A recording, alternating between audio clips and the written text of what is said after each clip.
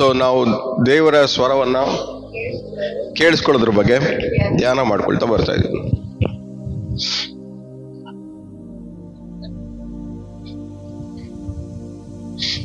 So ಆದಿಕಾಂಡದಿಂದ ನೀವು ಪ್ರಕಟಣೆವರೆಗೂ ಓದಿದ್ರು. ಆದಿಕಾಂಡದಲ್ಲಿ ಆದಾಮ ದೇವರ ಸ್ವರ ಕೇಳಿಸ್ಕೊಂಡ, ಪ್ರಕಟಣೆಯಲ್ಲಿ ಯೋಹಾನ ದೇವರ ಸ್ವರ ಕೇಳಿಸ್ಕೊಂಡ. ಸೊ ನೀವು ಸ್ಟಾರ್ಟಿಂಗ್ ಇಂದ ಎಂಡಿಂಗ್ ವರ್ಗು ಯಾರೆಲ್ಲ ಚೆನ್ನಾಗಿ ಬದುಕಬೇಕು ಅನ್ಕೊಂಡ್ರು ಎಲ್ಲರೂ ದೇವ್ರ ಸ್ವರವನ್ನ ಕೇಳಿಸ್ಕೊಂಡ್ರು. ಯಾರೆಲ್ಲ ಹಾಳಾಗ್ಬೇಕು ಅನ್ಕೊಂಡ್ರು ಅವರೂ ದೇವ್ರ ಸ್ವರವನ್ನ ಕೇಳಿಸ್ಕೊಂಡ್ರು. ದೇವರ ದೃಷ್ಟಿಯಲ್ಲಿ ಅನ್ಯಾಯವನ್ನ ಮಾಡಿದವರು ದೇವ್ರ ಸ್ವರ ಕೇಳಿಸ್ಕೊಂಡ್ರು, ನ್ಯಾಯವಾಗಿ ಬದುಕಿದವರು ಕೂಡ ದೇವ್ರ ಸ್ವರವನ್ನ ಕೇಳಿಸ್ಕೊಂಡ್ರು. ಅನ್ಯಾಯವಾಗಿ ಬದುಕೋರು ದೇವ್ರ ಸ್ವರ ಕೇಳಿಸ್ಕೊಂಡಾಗ ಏನಾಯ್ತು? ಅವ್ರ ಜೀವನಗಳು ನಾಶ ಆಯ್ತು, ಹಾಳಾಗೋಯ್ತು. ಆದ್ರೆ ನ್ಯಾಯವಾಗಿ ಬದುಕ್ತವ್ರು ದೇವ್ರ ಸ್ವರ ಕೇಳಿಸ್ಕೊಂಡಾಗ ಏನಾಯ್ತು? ಆಶೀರ್ವದಿಸಲ್ಬಿಟ್ರು, ಮೇಲೆ ಹೋದ್ರು, ಜೀವನದಲ್ಲಿ ಚೆನ್ನಾಗಾದ. ಬಟ್ ನಾವು ಎಲ್ಲರೂ ಆಸೆ ಪಡ್ತೀವಿ ದೇವ್ರ ಸ್ವರ ಕೇಳಿಸ್ಕೋಬೇಕಂತ. ಬಟ್ ನಾವು ಯಾವ ಕಂಡೀಷನ್ ಅಲ್ಲಿ ಇದೀವಿ? ದೇವ್ರ ಸ್ವರ ದೇವರು ನಮ್ಮ ಸಂಗಡ ಮಾತಾಡ್ಬೇಕಾದ್ರೆ ನಾವು ಯಾವ ಕಂಡೀಷನ್ ಅಲ್ಲಿ ಇದೀವಿ ಅನ್ನೋದನ್ನ ನಾವೇನ್ ಮಾಡ್ಬೇಕು? ಯೋಚನೆ ಮಾಡ್ಬೇಕು. ದೇವ್ರು ಮಾತಾಡೋ ಟೈಮಲ್ಲಿ ನಾವು ಯಾವ ಕಂಡೀಷನ್ ಅಲ್ಲಿ ಇದೀವಿ? ನಮ್ಮ ಲೈಫ್, ನಮ್ಮ ಆಲೋಚನೆಗಳು ಯಾವ ಕಂಡೀಷನ್ ಅಲ್ಲಿ ಇದೆ? ಯಾವ ಪರಿಸ್ಥಿತಿಯಲ್ಲಿ ದೇವರಿಗೆ ನಾವು ಕಾಣಿಸ್ಕೊಂತೀವಿ ದೇವ್ರು ಮಾತಾಡ್ಬೇಕಾದ್ರೆ ಅನ್ನೋದು ತುಂಬಾ ಪ್ರಾಮುಖ್ಯ. ಮುಕ್ಕಾಲ್ ಭಾಗ ಟೈಮ್ ನಾವು we are not conscious about our spirit life. ನಮ್ಮ ಆತ್ಮಿಕವಾದ ಜೀವನದ ಬಗ್ಗೆ ಕಾನ್ಶಿಯಸ್ನೆಸ್, ಪ್ರಜ್ಞೆ ಇಲ್ಲ. ಒಂದು ಪಾಸ್ಟರ್ ಬಂದಿದ್ರು ಮೊನ್ನೆ, ಅವಾಗ ಒಂದು ಪ್ರಶ್ನೆ ಕೇಳಿದೆ, ನೀವ್ ಯಾರು ಗೊತ್ತಾ? Who are you? ನೀವ್ ಯಾರು? ಯೋಚನೆ ಮಾಡ್ತಾ ಇದ್ರು. ಇವಾಗ ಅದೇ ಪ್ರಶ್ನೆ ನಿಮ್ಗೆ ಕೇಳಿದ್ರೆ ನೀವೇನ್ ಹೇಳ್ತೀರಾ?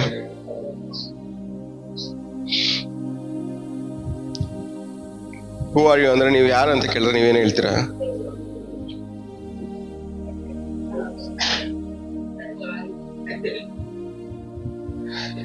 ಇದಕ್ಕೆ ನಮಗೆ ಆನ್ಸರ್ ಗೊತ್ತಿಲ್ಲದೆ ಹೋದ್ರೆ ನಾವಾಗಿ ಬದುಕೋದಕ್ಕೆ ಆಗಲ್ಲ. ಯಾಕಂದ್ರೆ ಇದಕ್ಕೆ ಆನ್ಸರೇ ನಮಗೆ ಗೊತ್ತಿಲ್ಲ. ನಾವ್ ಹೇಳ್ತೇವೆ ನಾವು ದೇವ್ರ ಮಕ್ಕಳು ಅನ್ನೋದು ಏನ್ ಹೇಳ್ರಿ? ನಿಮ್ಮ ಐಡೆಂಟಿಟಿ, ಅದು ನಿಮ್ ಗುರುತು. ಬಟ್ ನೀವ್ ಯಾರು?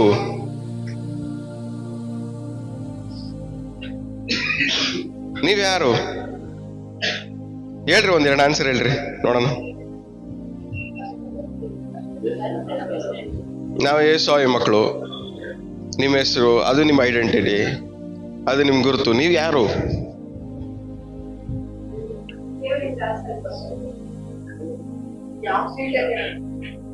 ನೀವ್ ಯಾರು? ಯಾವ ಫೀಲ್ಡ್ ಅಲ್ಲಿ ಯಾರಾದ್ರೂ, ಇವಾಗ ನಿಮ್ ಫೀಲ್ಡ್ ಅಲ್ಲಿ ನೀವು ಟೀಚರ್ ಅಂದ್ರೆ ಟೀಚರ್ ಅನ್ನೋದು ನಿಮ್ ಐಡೆಂಟಿಟಿ, ನೀವಲ್ಲ.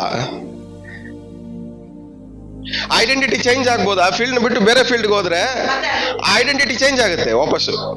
ಬಟ್ ಅದೇ ತರ ಆತ್ಮಿಕ ಜೀವನದಲ್ಲಿ ನಾವ್ ಯಾರು ಅಂತ, ನಮ್ ರಿಯಾಲಿಟಿ ಯಾರು, ನಾವ್ ಯಾರಂತ ತಿಳ್ಕೊಬೇಕಂದ್ರೆ ಸಿಂಪಲ್ ಆಗಿ ಹೇಳ್ಬೇಕಂದ್ರೆ, I am a spirit being in the human body. ಏನ್ ಹೇಳ್ರಿ ನಾವು?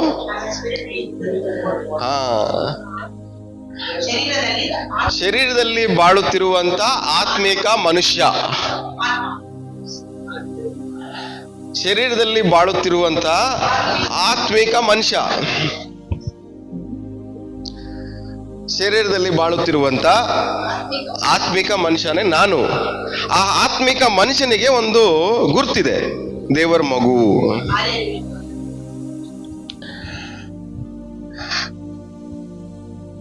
ಅರ್ಥ ಆಗ್ತಾ ಹೇಳ್ತಾ. ಸೊ ನೀವು ಏನೇ ನಿಮ್ ಬಗ್ಗೆ ಅರ್ಥ ಮಾಡ್ಕೊಳಕ್ ಪ್ರಯತ್ನ ಪಟ್ರು ನೀವು ಈ ಆಂಗಲ್ ಅಲ್ಲೇ ನಿಮ್ಮನ್ನು ಗುರುತಿಸ್ಕೊಬೇಕು, ಈ ಆಂಗಲ್ ಅಲ್ಲೇ ಬೆಳಿಬೇಕು ನೀವು. ಇವಾಗ ನಾವು ದೇವರೇ ನನ್ನ ಸಂಗಡ ಮಾತಾಡ ಅಂತ ಕೇಳ್ಕೊಂತೀವಿ. ಈ ಶರೀರದಲ್ಲಿ ನಾವು ಈ ಆತ್ಮಿಕ ಮನುಷ್ಯನ ಯಾವ ಪರಿಸ್ಥಿತಿಯಲ್ಲಿ ಇಟ್ಟಿದೀವಿ?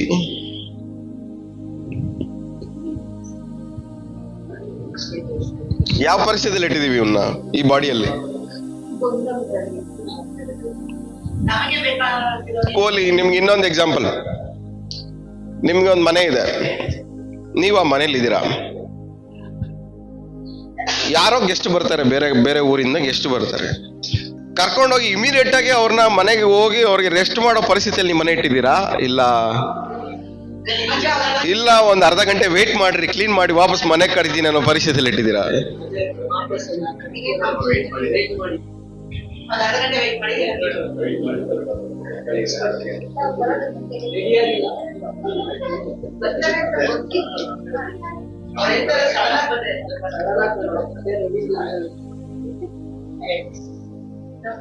ಇವಾಗ ಇದು ಶರೀರ ಅನ್ನೋದೇನು? ನಮ್ಗೆ ಒಂದ್ ಮನೆ ಇದ್ದಂಗೆ. ನೀವು ದೇವರ ಆಲಯವಾಗಿದ್ದೀರ ಅಂದ್ರೆ ಈ ಶರೀರ ಏನು?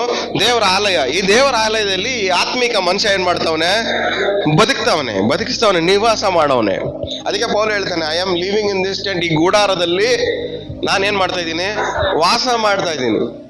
ಈ ಗೂಡಾರನ ಬಿಟ್ಟು ನಾನು ಹೋಗಕ್ಕೆ ಇಷ್ಟಪಡ್ತೀನಿ, ಆದ್ರೆ ನಿಮ್ಗೋಸ್ಕರವಾಗಿ ಇಲ್ಲ, ಈ ಗೂಡಾರದೊಳಗಡೆನೆ ಇರ್ತೀನಿ.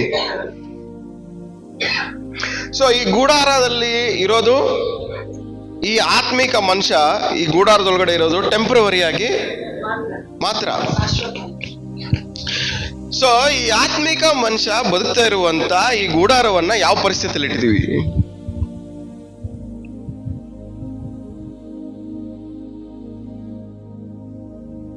What is the condition of your tent?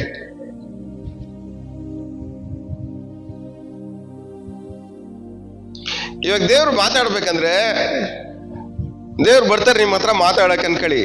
ನಿಮ್ ಟೆಂಟ್ ಪರಿಸ್ಥಿತಿ ನೋಡಿ ವೇಟ್ ಮಾಡ್ಬೇಕಾ? ಮಾತಾಡ್ಬೇಕಾ? ಇಲ್ಲ ವಾಪಸ್ ಹೋಗ್ಬೇಕಾ?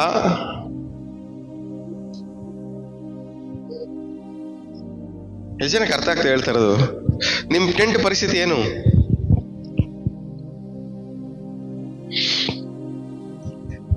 ಏನ್ ನಿಮ್ ಟೆಂಟ್ ಪರಿಸ್ಥಿತಿ?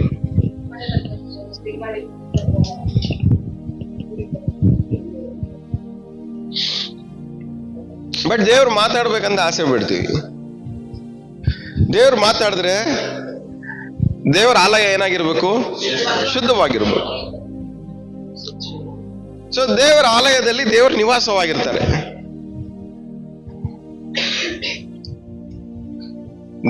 ನೀವು ದೇವರ ಆಲಯವಾಗಿದ್ದೀರಾ, ದೇವರ ಆತ್ಮನು ನಿಮ್ಮಲ್ಲಿ ವಾಸವಾಗಿದ್ದಾರೆ. ಅಂದ್ರೆ ದೇವರ ಆಲಯದಲ್ಲಿ ಯಾರಿರ್ತಾರೆ?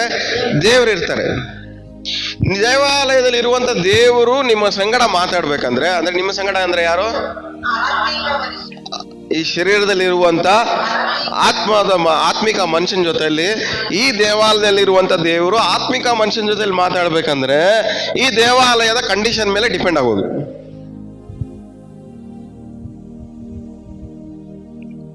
ಈ ಆತ್ಮಿಕ ಮನುಷ್ಯ ಈ ದೇವಾಲಯವನ್ನ ಹೆಂಗೆ ಕಾಪಾಡ್ಕೊಂತವನೆ ಅನ್ನೋದ್ರ ಮೇಲೆ ಡಿಪೆಂಡ್ ಆಗೋದು. ಈ ದೇವಾಲಯದಲ್ಲಿ ಇರುವಂತ ದೇವರು ಅವನ ಜೊತೆಲಿ ಮಾತಾಡ್ಬೇಕಾ ಬೇಡವಾ?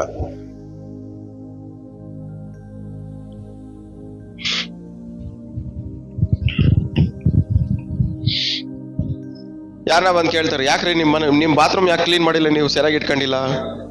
ಯಾಕೆ ನಿಮ್ ಕಿಚನ್ ಕ್ಲೀನಾಗಿ ಇಟ್ಕೊಂಡಿಲ್ಲ? ಯಾರು ನಮ್ಗೆ ರೂಲ್ಸ್ ಹೇಳ್ಕೊಟ್ಟಿಲ್ವಲ್ಲ ಕ್ಲೀನಾಗಿ ಇಟ್ಕೊಬೇಕಂತ. ಹಂಗೆ ಹೇಳ್ತೀರಾ? ಯಾಕೆ ನೀವು ಎಲ್ಲ ಕ್ಲೀನಾಗಿ ಇಟ್ಕೊಂಡಿಲ್ಲ ಮನೆ? ಯಾರು ನಮ್ಗೆ ಹೇಳ್ಕೊಟ್ಟಿಲ್ಲ ರೂಲ್ಸ್. ಯಾವ ಟೈಮಲ್ಲಿ ಎಲ್ಲಿ ಹೆಂಗೆ ಕ್ಲೀನಾಗಿ ಇಟ್ಕೊಬೇಕು ಯಾರು ಹೇಳ್ಕೊಟ್ಟಿಲ್ಲ. ನಮ್ಮ ಮನೆ ನಮ್ಮ ಇಷ್ಟ, ಹೆಂಗ್ ಬೇಕಾದ್ರು ಯಾವಾಗ ಬೇಕಾದ್ರು ಕ್ಲೀನ್ ಮಾಡ್ಕೊಂತೀವಿ. ನಿಮ್ಗೇನು? ನಿಮ್ ಮನೆಗೆ ಬಂದು ಯಾರೋ ಪ್ರಶ್ನೆ ಕೇಳಿದ್ರೆ ನೀವು ಇದೇ ತಾನೇ ಹೇಳೋದು ಆನ್ಸರು?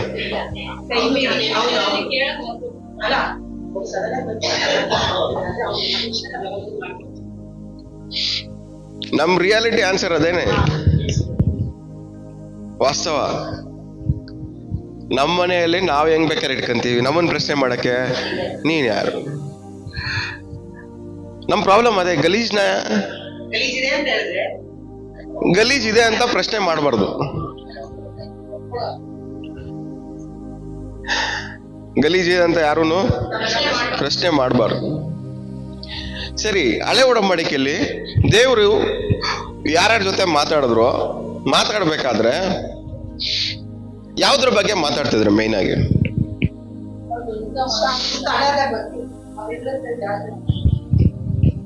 ಯಾವಾಗ ಮಾತಾಡ್ತಿದ್ರು? ಯಾವ ಪರಿಸ್ಥಿತಿಯಲ್ಲಿ ಮಾತಾಡ್ತಿದ್ರು? ಇಂಪ್ರಾಪರ್ ಆಗಿರೋ ಟೈಮಲ್ಲೆಲ್ಲ ಮಾತಾಡ್ತೀವಿ, ಎಲ್ಲಿ ಕರೆಕ್ಟ್ ಇರ್ಲಿಲ್ವೋ ಅಲ್ಲೆಲ್ಲ ಮಾತಾಡ್ತೀವಿ.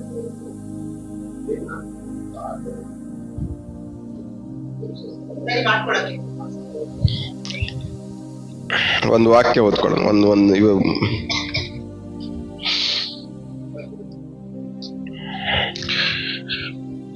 ಅರಣ್ಯಕಾಂಡ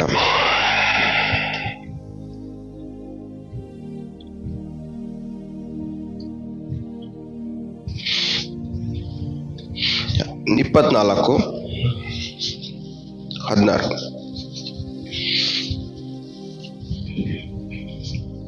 ದೃಷ್ಟಿಯಿಂದ ನೋಡುವ ಪುರುಷನಿಗೆ ಒಂದಾಗಿ ದೇವರ ಮಾತುಗಳನ್ನು ಕೇಳುವವನು, ಪರಸ್ಪರನ ಜ್ಞಾನವನ್ನು ಪಡೆದವನು, ಪರವಶನಾಗಿ ಕಣ್ಣು ತೆರೆದು ಸರ್ವಶಕ್ತನ ದರ್ಶನವನ್ನು ಹೊಂದುವವನು. ಸಾಕು. ಏನಂತ ಇದರಲ್ಲಿ 3 ಇದೆ. ಒಂದು, ಮನೋದೃಷ್ಟಿಯಿಂದ ನೋಡುವಂತ ಪುರುಷನಿಗೆ. ಆಮೇಲೆ ಬಂದ ದೈವ ಅಂದ್ರೆ ದೇವರ ಮಾತು. ಆಮೇಲೆ ಹೇಳಿ, ದೇವರ ಮಾತುಗಳನ್ನು ಕೇಳಿಸ್ಕೊಳ್ಳೋನು. ಆಮೇಲೆ ಸಾಕು. ಏನಂತ ಎಲ್ಲಾರ್ಗು ದೇವರ ಕೇಳಿಸ್ಕೊಬೇಕು, ದೇವ್ರ ಸ್ವರ ಕೇಳಿಸ್ಕೋಬೇಕಂತ ಎಲ್ಲಾರ್ಗು ಆಸೆ ಇದೆ. ಆದ್ರೆ ದೇವರ ಜ್ಞಾನ ಪಡ್ಕೊಬೇಕಂತ ಯಾರಿಗೂ ಆಸೆ ಇಲ್ಲ. ದೇವರ ಸ್ವರ ಕೇಳಿಸ್ಕೊಬೇಕು ಅಂದ್ರೆ ದೇವರ ಜ್ಞಾನವನ್ನ ಏನ್ ಮಾಡಿರ್ಬೇಕು? ಪಡ್ಕೊಂಡಿರ್ಬೇಕು.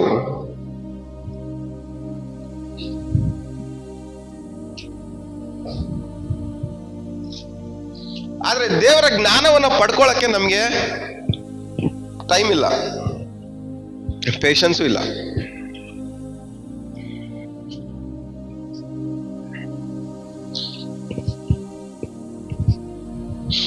ದೇವರ ಸ್ವರವನ್ನ ಕೇಳಿಸ್ಕೊಳ್ಳೋನು, ದೇವರ ಜ್ಞಾನವನ್ನ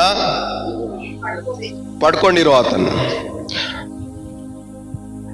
ಸೊ ಒಬ್ಬರಿಗೆ ದೇವರ ದರ್ಶನ ಆಗ್ಬೇಕಂದ್ರೆ ಅವನು ದೇವರ ಜ್ಞಾನವನ್ನ ಪಡ್ಕೊಳ್ಳೋದ್ರಲ್ಲಿ ಅವನು ಇನ್ವಾಲ್ವ್ ಮಾಡ್ಕೊಂಡಿರ್ಬೇಕು.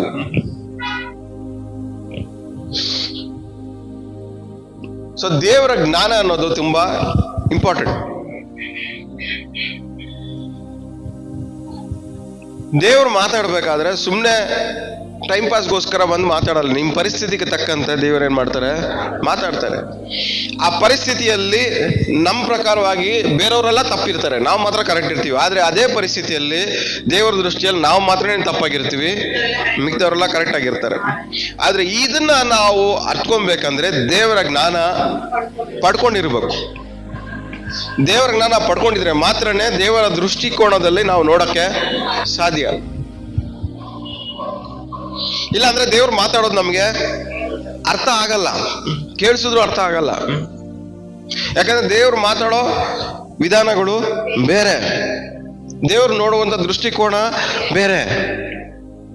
ಸೊ ದೇವ್ರು ಮಾತಾಡೋದನ್ನ ನಾವು ಅರ್ಥ ಮಾಡ್ಕೊಬೇಕಂದ್ರೆ ದೇವ್ರು ನೋಡುವಂತ ವಿಧಾನದಲ್ಲೇ ನಾವು ಪ್ರತಿಯೊಂದನ್ನು ನೋಡೋದನ್ನ ಕಲಿಬೇಕು. ಯಾಕಂದ್ರೆ ದೇವ್ರು ನೋಡೋ ವಿಧಾನ ಎಲ್ಲಾನು ದೇವ್ರ ವಾಕ್ಯದ ಮೂಲಕವಾದ.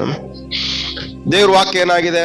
ಈ ಬಾಯಿ ಕತ್ತಿಯಾಗಿದೆ, ದೀಪವಾಗಿದೆ, ಬೆಂಕಿ ಆಗಿದೆ, ಕನ್ನಡಿ ಆಗಿದೆ, ಚಮಟಿ ಆಗಿದೆ, ಇದೆಲ್ಲ ಇದೆ ಸುತ್ತಿ, ಇದೆಲ್ಲ. ಸೊ ದೇವರು ನಿಮ್ಮನ್ನ ನೋಡ್ಬೇಕಂದ್ರೆ ನಿಮ್ಮನ್ನ ಯಾವ ಆಂಗಲ್ ಅಲ್ಲಿ ನೋಡ್ತಾರೆ? ಇದೇ ಆಂಗಲ್ ಅಲ್ಲಿ ನೋಡೋದು. ನಮಗೆ ಇದು ಕನ್ನಡಿ, ಅವ್ರಿಗೆ ಅದು ನಾವು ಬೈನಾಕ್ಯುಲರ್, ಅವ್ರಿಗೆ ಮೈಕ್ರೋಸ್ಕೋಪ್, ಬೈನಾಕ್ಯುಲರ್.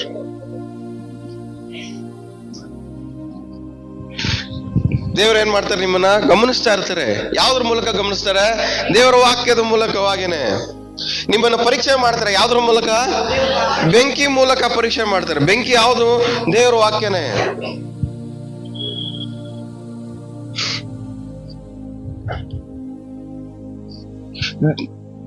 ನಿಮಗೆ ದೇವರು ನೀವು ಯಾರಂತ ದೇವ್ರು ನಿಮಗೆ ತೋರಿಸ್ಕೊಡ್ತಾರೆ. ಯಾವ್ದ್ರ ಮೂಲಕ?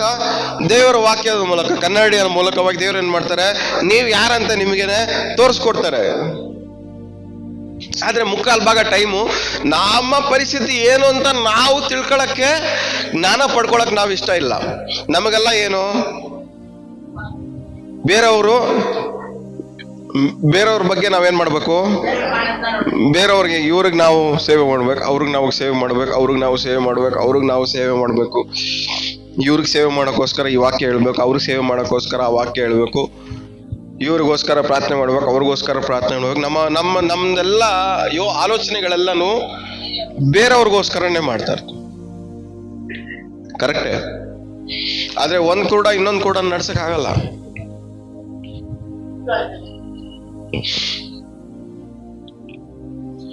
ಮೊದಲು ನೀವು ನಿಮ್ಮ ಗೂಡಾರಕ್ಕೆ ನೀವು ಸೇವೆ ಮಾಡ್ರಿ. ನಿಮ್ಮ ಗೂಡಾರಕ್ಕೆ ನೀವೇನ್ ಮಾಡ್ರಿ, ಸೇವೆ ಮಾಡ್ರಿ. ಯೇಸು ಸ್ವಾಮಿ ಒಂದು ಸಾಮೆತೆ ಹೇಳ್ಕೊಡ್ತಾರೆ ನೋಡ್ರಿ. ಒಬ್ಬನಿಂದ ಸೈತಾನೆಲ್ಲ ಓಡಾಯ್ತಂತೆ. ಅದ್ ಮತ್ತೆ ವಾಪಸ್ ಬರ್ಬೇಕಾದ್ರೆ ಏನಾಯ್ತು, ಕ್ಲೀನ್ ಆಗಿತ್ತು, ಖಾಲಿ ಆಗಿತ್ತು, ಕ್ಲೀನ್ ಆಗಿತ್ತು. ಆವಾಗ ಏನಾಯ್ತು, ಸೈತಾನ್ ಅದನ್ನ ನೋಡಿ ತಿರ್ಗಾ ಹೋಗಿ ನನಗಿಂತ 7 ಕೆಟ್ಟ ದೆವ್ವಗಳನ್ನ ಕರ್ಕೊಂಬಂದು ಪರ್ಮನೆಂಟ್ ಆಗಿ ಸೆಟ್ಲ್ ಆಗ್ಬಿಡ ನಾನು. ಸೊ ಏನಾದ್ರ ಅರ್ಥ? ಕ್ಲೀನ್ ಆಗಿರ್ಬೇಕು, ಆದ್ರೆ ಖಾಲಿನೂ ಬಿಡಬಾರ್ದು. ಸೊ ಕ್ಲೀನ್ ಆಗಿ ಇಟ್ಕೊಳ್ಳೋದು ತುಂಬಾ ಇಂಪಾರ್ಟೆಂಟು. ನಿಮ್ಮ ಗೂಡಾರವನ್ನ ಕ್ಲೀನ್ ಆಗಿ ಇಟ್ಕೊಳ್ಳೋದು ತುಂಬಾ ಇಂಪಾರ್ಟೆಂಟ್. ಕ್ಲೀನ್ ಆಗಿ ಇಟ್ಕೊಳ್ಳೋದು ಅಲ್ದಿರ ಅದ್ರ ಜೊತೆಲಿ ಏನಾಗಿರ್ಬೇಕು, ನಿಮ್ಮ ಗೂಡಾರ ಏನಿಂದ ತುಂಬಿರ್ಬೇಕು ಅನ್ನೋ ಜ್ಞಾನ ಇರ್ಬೇಕು. ನಮ್ ಪ್ರಾಬ್ಲಮ್ ಏನಂದ್ರೆ ಕ್ಲೀನ್ ಆಗಿರ್ತೀವಿ, ಆದ್ರೆ ಹಳ್ಳದಲ್ಲಿ ಬೀಳ್ತೀವಿ. ಏನಕ್ಕೆ ಹಳ್ಳದಲ್ಲಿ ಬೀಳ್ತೀವಿ? ಏನು ಇಲ್ಲ, ಜ್ಞಾನ ಇಲ್ಲ ನಿಮ್ಗೆ ಅದ್ರ ರಿಲೇಟೆಡ್. ಹೆಂಗ್ ಬದುಕ್ಬೇಕು ಜ್ಞಾನ ಇಲ್ಲ, ಹೆಂಗ್ ಮಾತಾಡ್ಬೇಕು ಜ್ಞಾನ ಇಲ್ಲ, ಹೆಂಗ್ ಆಲೋಚನೆ ಮಾಡ್ಬೇಕು ಜ್ಞಾನ ಇಲ್ಲ, ಏನ್ ಯೋಚನೆ ಮಾಡ್ಬೇಕು ಜ್ಞಾನ ಇಲ್ಲ, ಯಾರ ಜೊತೆ ಸೇರ್ಬೇಕು ಜ್ಞಾನ ಇಲ್ಲ, ಯಾರ ಜೊತೆ ಸೇರ್ಬಾರ್ದು ಅನ್ನೋ ಜ್ಞಾನ ಇಲ್ಲ, ಎಲ್ಲಿಗೆ ಹೋಗ್ಬೇಕು ಅನ್ನೋದು ಗೊತ್ತಿಲ್ಲ, ಎಲ್ಲಿಗೆ ಹೋಗ್ಬಾರ್ದು ಅನ್ನೋದು ಗೊತ್ತಿಲ್ಲ, ಯಾರು ಹೇಳೋದು ಕೇಳಿಸ್ಕೊಬೇಕು, ಯಾರು ಹೇಳೋದು ಕೇಳಿಸ್ಕೊಂಬಾರ್ದು ಅನ್ನೋದು ಗೊತ್ತಿಲ್ಲ. ಈ ಜ್ಞಾನ ಇಲ್ದಿರೋದಕ್ಕೋಸ್ಕರ ನಾವೇನ್ ಮಾಡ್ತಾ ಇದೀವಿ, ಕ್ಲೀನ್ ಆಗಿದ್ರು ಹಳ್ಳದಲ್ಲಿ ಬೀಳ್ತಾ ಇದೀವಿ. ಕ್ಲೀನ್ ಆಗಿದ್ರು, ಕ್ಲೀನ್ ಆಗಿ ಬದುಕ್ತಾ ಇದ್ರು ಮೋಸ ಹೋಗ್ತಾ ಇದೀವಿ. ಕ್ಲೀನ್ ಆಗಿ ಇದ್ರು ಹಾಳಾಗಿ ಹೋಗ್ತಾ ಇದೀವಿ. ಏನಕ್ಕೆ ಕೇಳ್ರಿ?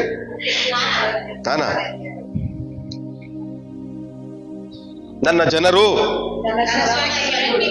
ಕಿವಿಗೆ ಕೊಡ್ತಾರೆ. ಇನ್ನೊಂದ್ ಕಡೆ ಹೇಳ್ತಾರೆ, ನನ್ನ ಜನರು ಜ್ಞಾನ ಇಲ್ದಿರೆ ಹಾಳಾಗಿ ಹೋಗ್ತಾ ಇದಾರೆ ಅಂತ, ನಶಿಸಿ ಹೋಗ್ತಾ ಇದಾರೆ. ಮೈ people are destroyed because of lack of knowledge. ನನ್ನ ಜನರು ಜ್ಞಾನಹೀನರಾಗಿ ನಶಿಸಿ ಹೋಗ್ತಾ ಇದ್ದಾರೆ, ಜ್ಞಾನ ಇಲ್ಲದೆ ನಾಶ ಹೋಗ್ತಾ ಇದ್ದಾರೆ. ಸೊ ದೇವರ ವಾಕ್ಯದ ಜ್ಞಾನ ಒಂದು ವ್ಯಕ್ತಿ ಪಡ್ಕೊಳ್ದೆ ಹೋದ್ರೆ ಅವನು ಆಟೋಮೆಟಿಕ್ ಆಗಿ ಅವನು ನಾಶನದ ದಾರಿಗೆ ನಡೆಸ್ತಾ ಇದ್ದಾರೆ. ದೇವ್ರ ಸ್ವರ ಕೇಳಿಸ್ಕೊಳ್ಳೋದು ಎಷ್ಟು ಇಂಪಾರ್ಟೆಂಟು, ದೇವರ ಜ್ಞಾನವನ್ನ ಪಡ್ಕೊಳ್ಳೋದು ಅಷ್ಟೇ ಇಂಪಾರ್ಟೆಂಟ್. ದೇವ್ರ ಸ್ವರ ಕೇಳಿಸ್ಕೊಳ್ಳಕ್ ಮುಂಚೆ ದೇವ್ರ ಜ್ಞಾನವನ್ನ ಪಡ್ಕೊಳ್ಳಕ್ಕೆ ಪ್ರಯತ್ನ ಪಡ್ರಿ. ದೇವ್ರ ಜ್ಞಾನ ಇಂಪಾರ್ಟೆಂಟ್. ದೇವ್ರ ಜ್ಞಾನ ತುಂಬಾ ಇಂಪಾರ್ಟೆಂಟ್.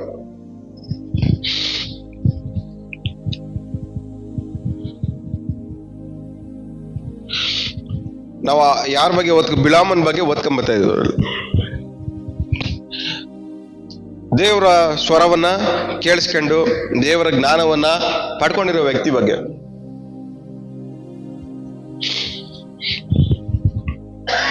ಇಪ್ಪತ್ತೆರಡನೇ ಅಧ್ಯಾಯ 18ನೇ ವಾಕ್ಯದಲ್ಲಿ ಅವನು ಹೇಳ್ತಾನೆ ನೋಡ್ರಿ. 22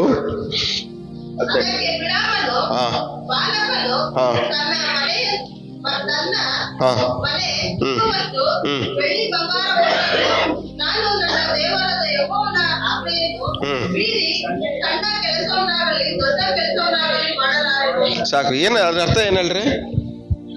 ನನ್ ಮನೆ ತುಂಬಾ ಬೆಳ್ಳಿ ಬಂಗಾರದಿಂದ ತುಂಬಿಸಿದ್ರು ನನ್ನ ದೇವರ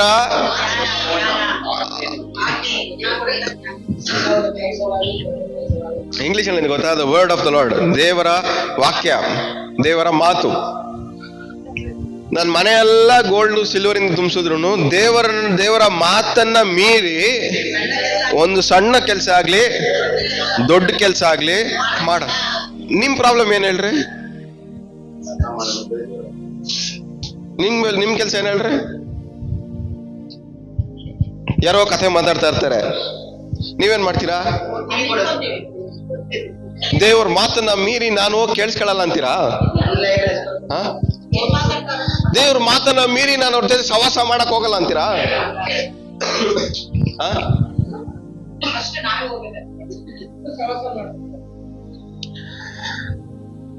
ಅಂದ್ರೆ ನನ್ನ ಪ್ರಶ್ನೆ ಏನಂದ್ರೆ, ದೇವ್ರ ಮಾತನ್ನ ಮೀರಿ ಏನೇನ್ ಮಾಡ್ತಾ ಇದೀರ ನೀವು? ದೇವ್ರ ಮಾತನ್ನ ಮೀರಿ ಎಷ್ಟೋ ಕೆಲಸ ಮಾಡ್ತಾ ಇದೀವಿ, ಆದ್ರೂ ದೇವ್ರ ಸ್ವರ ಕೇಳಿಸ್ಕೋಬೇಕಂತ ದೇವ್ರ ಮಾತನ್ನ ಮೀರಿ ನಡೀತಾ ಇರ್ತೀವಿ. ಆದ್ರೆ ದೇವ್ರು ನಮ್ ಸಂಗಡ ಮಾತಾಡ್ತಾ ಇದ್ದಾರೆ ಅಂತ ನಾವೇನ್ ಮಾಡ್ತೀವಿ? ನಾವು ಊಹೆನಲ್ಲಿ ಇರ್ತೀವಿ. ದೇವ್ರ ಮಾತನ್ನ ಮೀರಿ ನಡೆಯೋರ್ ಜೊತೆ ದೇವ್ರು ಮಾತಾಡ್ತಾರ?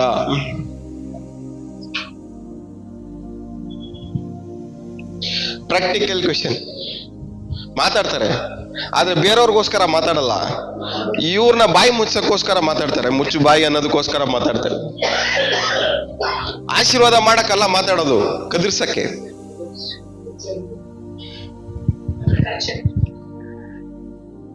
ಅದೇ ಹೇಳ್ತಾರೆ, ನಾವ್ ಯಾವ ಪರಿಸ್ಥಿತಿ ದೇವ್ರು ಮಾತಾಡ್ಬೇಕಾದ್ರೆ ನಾವು ಯಾವ ಪರಿಸ್ಥಿತಿಯಲ್ಲಿ ಇದೀವಿ ಅನ್ನೋದನ್ನ ನೀವು ಅರ್ಥ ಮಾಡ್ಕೊಬೇಕು. ಸೊ ಇಲ್ಲಿ ಇವನ್ ಹೇಳ್ತಾ ಇದೇನು, ದೇವರ ಮಾತನ್ನ ಮೀರಿ ಸಣ್ಣದಾಗ್ಲಿ ದೊಡ್ಡದಾಗ್ಲಿ ನಾನು ಮಾಡಲ್ಲ. ನಿಮ್ಮ ಕ್ರಿಯೆಗಳು ಏನಾಗಿರ್ಬೇಕು?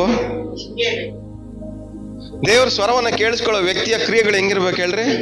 ಹಿಂಗಿರ್ಬೇಕು. ಆದ್ರೆ ನಿಮ್ ಕ್ರಿಯೆಗಳು ಹೆಂಗಿದೆ ಕೇಳ್ರಿ ಪಕ್ಕದಲ್ಲಿಗೆ. ನಿಮ್ ಕ್ರಿಯೆಗಳು ಹೆಂಗೆ? ನಿಮ್ ಲೈಫ್ ಸ್ಟೈಲ್ ಹೆಂಗೈತೆ?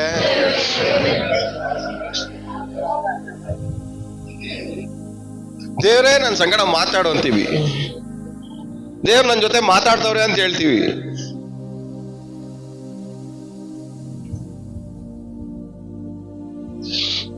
ನಾವು ಈ ವರ್ಷದಲ್ಲಿ ಎಷ್ಟು ಸರಿ ಯೂಸ್ ಮಾಡಿರ್ತೀವಿ? ಒಂದ್ಸರಿ ಯೋಚನೆ ಮಾಡಿ ಕೇಳ್ರಿ ಪಕ್ಕದಲ್ಲಿರೋರಿಗೆ, ಈ ವರ್ಷದಲ್ಲಿ ಎಷ್ಟು ಸರಿ ದೇವ್ರು ನನ್ನ ಸಂಗಡ ಮಾತಾಡಿದ್ರು ಅಂತ ಈ ಪದನ ಉಪಯೋಗ ಮಾಡಿರ್ತೀರಾ?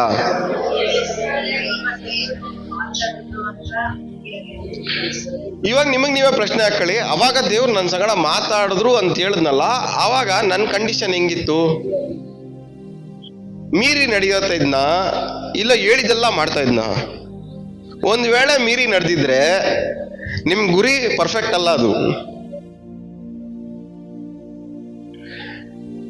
ಮಾತಾಡಿದ್ರು 100% ನೀವು ಕೇಳಿಸ್ಕೊಂಡಿರೋದು ಅದು ದೇವ್ರ ಮಾತಲ್ಲ. ಅದ್ರಲ್ಲಿ 10% ಮಾತ್ರನೇ ಇರುತ್ತೆ ಸ್ವಲ್ಪ. ಯಾಕಂದ್ರೆ ನಮ್ಮ ಪರ್ಫೆಕ್ಷನ್ ಡಿಪೆಂಡ್ಸ್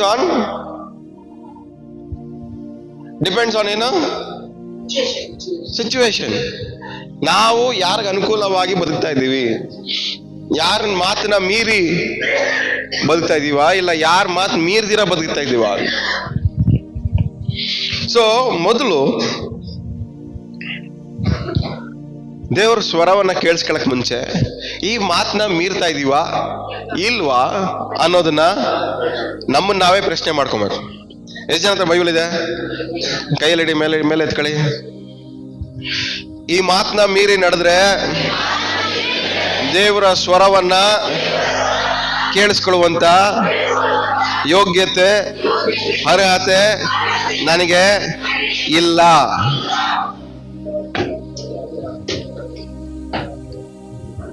ಸರಿ, ಯಾರಿಗೋಸ್ಕರ ಏನೇನಕ್ಕೋಸ್ಕರ ನೀವು ಈ ಮಾತನ್ನ ಮೀರಿದ್ದೀರಾ? ಜನರ ಹೊಗಳಿಗೆಗೋಸ್ಕರ, ಜನರ ಕೈ ತಟ್ಟಕ್ಕೋಸ್ಕರ, ಜನರು ನಮ್ಮನ್ನ ನೋಡಿ ಸಂತೋಷ ಪಡಕ್ಕೋಸ್ಕರ, ಜನರು ನಮ್ಮನ್ನ ಮೆಚ್ಚಕ್ಕೋಸ್ಕರ, ಜನರು ನಮ್ಮನ್ನ ನೋಡಿ ಮೆಚ್ಕೊಳಕ್ಕೋಸ್ಕರ, ಅವ್ರ ಮುಂದೆ ನಾವು ಹೈಲೈಟ್ ಆಗೋಗೋಸ್ಕರ, ನಮ್ಮ ಹೆಸರು ಫೇಮಸ್ ಆಗೋಗೋಸ್ಕರ, ನಮ್ಮನ್ನ ಹುಡ್ಕೊಂಡು 4 ಜನ ಬರಕ್ಕೋಸ್ಕರ.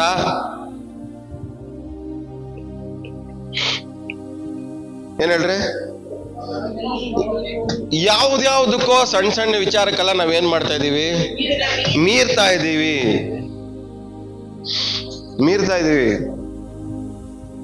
ಸಣ್ಣ ಸಣ್ಣ ವಿಷಯಕ್ಕೆಲ್ಲ ನಾವೇನ್ ಮಾಡ್ತೀವಿ? ದೇವ್ರ ಮಾತನ್ನ ಮೀರ್ತಾ ಇದೀವಿ.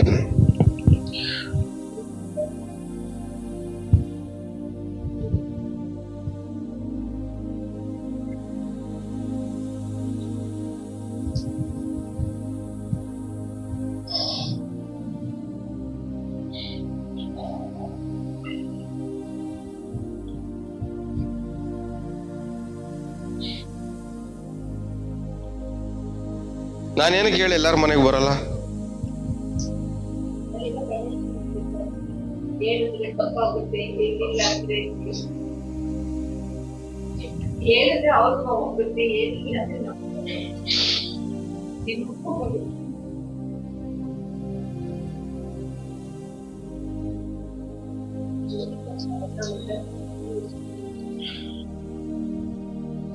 ಅವ್ರ ಪರಿಸ್ಥಿತಿ ಗೊತ್ತು. ಹೋಗ್ ಮುಂಚೆನೆ ಅರ್ಥ ಆಗತ್ತೆ ಇವ್ರ ಪರಿಸ್ಥಿತಿ ಇದೆ ಅಂತ. ಗೊತ್ತಿದ್ದು ಹೋದ್ರೆ ಯಾರ ಪರವಾಗಿರ್ಬೇಕಂತ ಗೊತ್ತು. ಇವ್ರ ಮುಖ ನೋಡ್ಕೊಂಡು ಅವ್ರ ಪರವಾಗಿ ಮಾತಾಡಕ್ಕೂ ಆಗಲ್ಲ.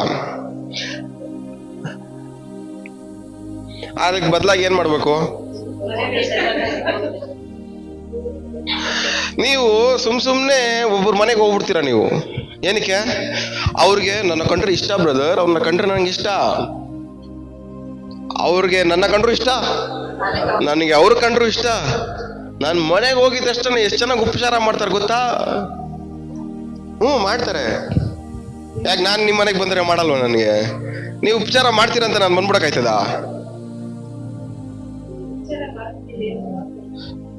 ಚೆನ್ನಾಗಿ ನೋಡ್ಕೊಂತಾರೆ, ಚೆನ್ನಾಗಿ ಪ್ರೀತಿ ಮಾಡ್ತಾರೆ ಅನ್ನೋದಕ್ಕೋಸ್ಕರ ಅವ್ರ ಮನೆಗೆ ಪದೇ ಪದೇ ವಿಸಿಟ್ ಮಾಡಕ್ ಆಗಲ್ಲ.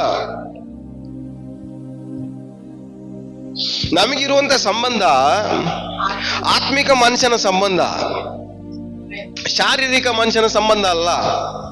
ನಾನು ಅವಾಗ್ಲೇ ಹೇಳಿದೆ, ನಾವು ಯಾರು? ಶರೀರದಲ್ಲಿ ಬಾಳುತ್ತಿರುವಂತ ಆತ್ಮಿಕ ಮನುಷ್ಯರು. ಅಂದ್ರೆ ನಮಗೂ ನಿಮಗೂ ಇರುವಂತ ಸಂಬಂಧ ಆತ್ಮಿಕ ಮನುಷ್ಯನ ಸಂಬಂಧ, ಶಾರೀರಿಕ ಮನುಷ್ಯನ ಸಂಬಂಧ ಅಲ್ಲ. ಅದಕ್ಕೆ ಯೇಸುಸ್ವಾಮಿ ಹೇಳ್ತಾರೆ, ಯೇಸುಸ್ವಾಮಿ ಹುಡ್ಕೊಂಡು ಅವ್ರ ಫ್ಯಾಮಿಲಿ ಇವ್ರು ಬಂದಾಗ ಯೇಸುಸ್ವಾಮಿ ಏನ್ ಹೇಳ್ತಾರೆ ರಿಟರ್ನು? ನನ್ನ ಮಾತನ್ನ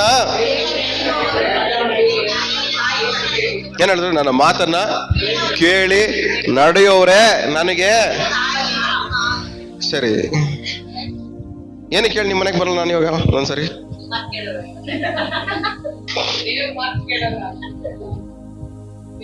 ನೀವು ಮಾತು ಮೀರಿ ನಡೆಯೋದು ನನ್ಗೆ ಅರ್ಥ ಆಗತ್ತೆ, ದೂರದಿಂದನೇ ಅರ್ಥ ಆಗತ್ತೆ. ನೀವು ಮಾತು ಮೀರಿ ನಡಿಬೇಕಾದ್ರೆ ನಾನು ಯಾಕೆ ನಿಮ್ಮ ಮನೆಗೆ ಬರ್ಬೇಕು?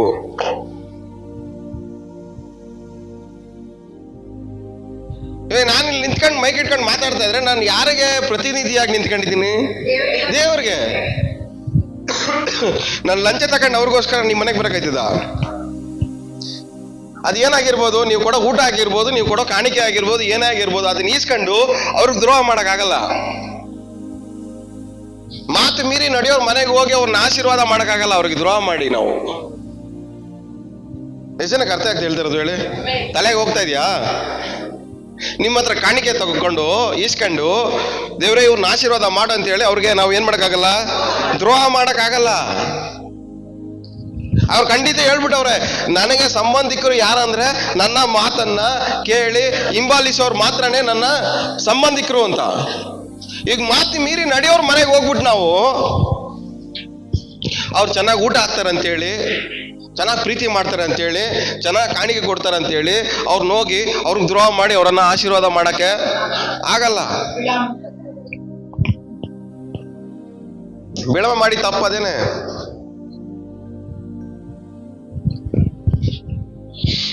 ಮೊದಲು ಇವ್ರ ಕಂಡೀಷನ್ ಏನಂತ ಅರ್ಥ ಮಾಡ್ಕೊಳ್ಳಿ.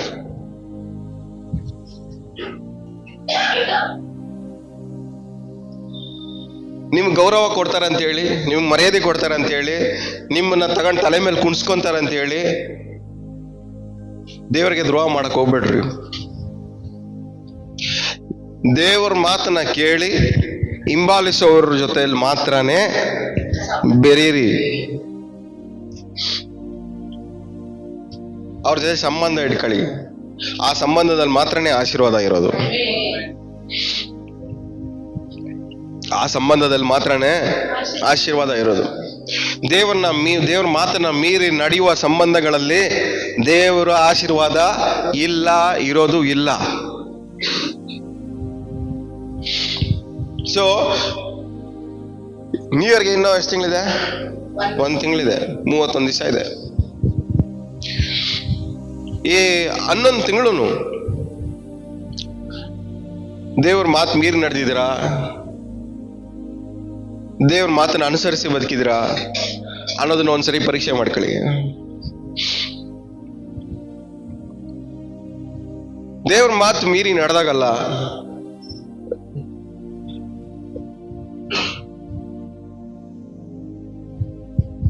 V are under an attack. ಒಂದು ಆತ್ಮಿಕವಾದ ಅಟ್ಯಾಕ್ ಅಂತ ಕನ್ನಡ ಏನಂತಾರೆ, ಒಂದು ಬಲಾತ್ಕಾರ, ಆಕ್ರಮಣ. ಸೊ ನಿಮ್ಮ ಮೇಲೆ ವಾಕ್ಯವನ್ನ ಮೀರಿ ನಡೆದಾಗಲ್ಲ ನಿಮ್ಮ ಮೇಲೆ ಒಂದು ಆಕ್ರಮಣ ನಡೀತದೆ.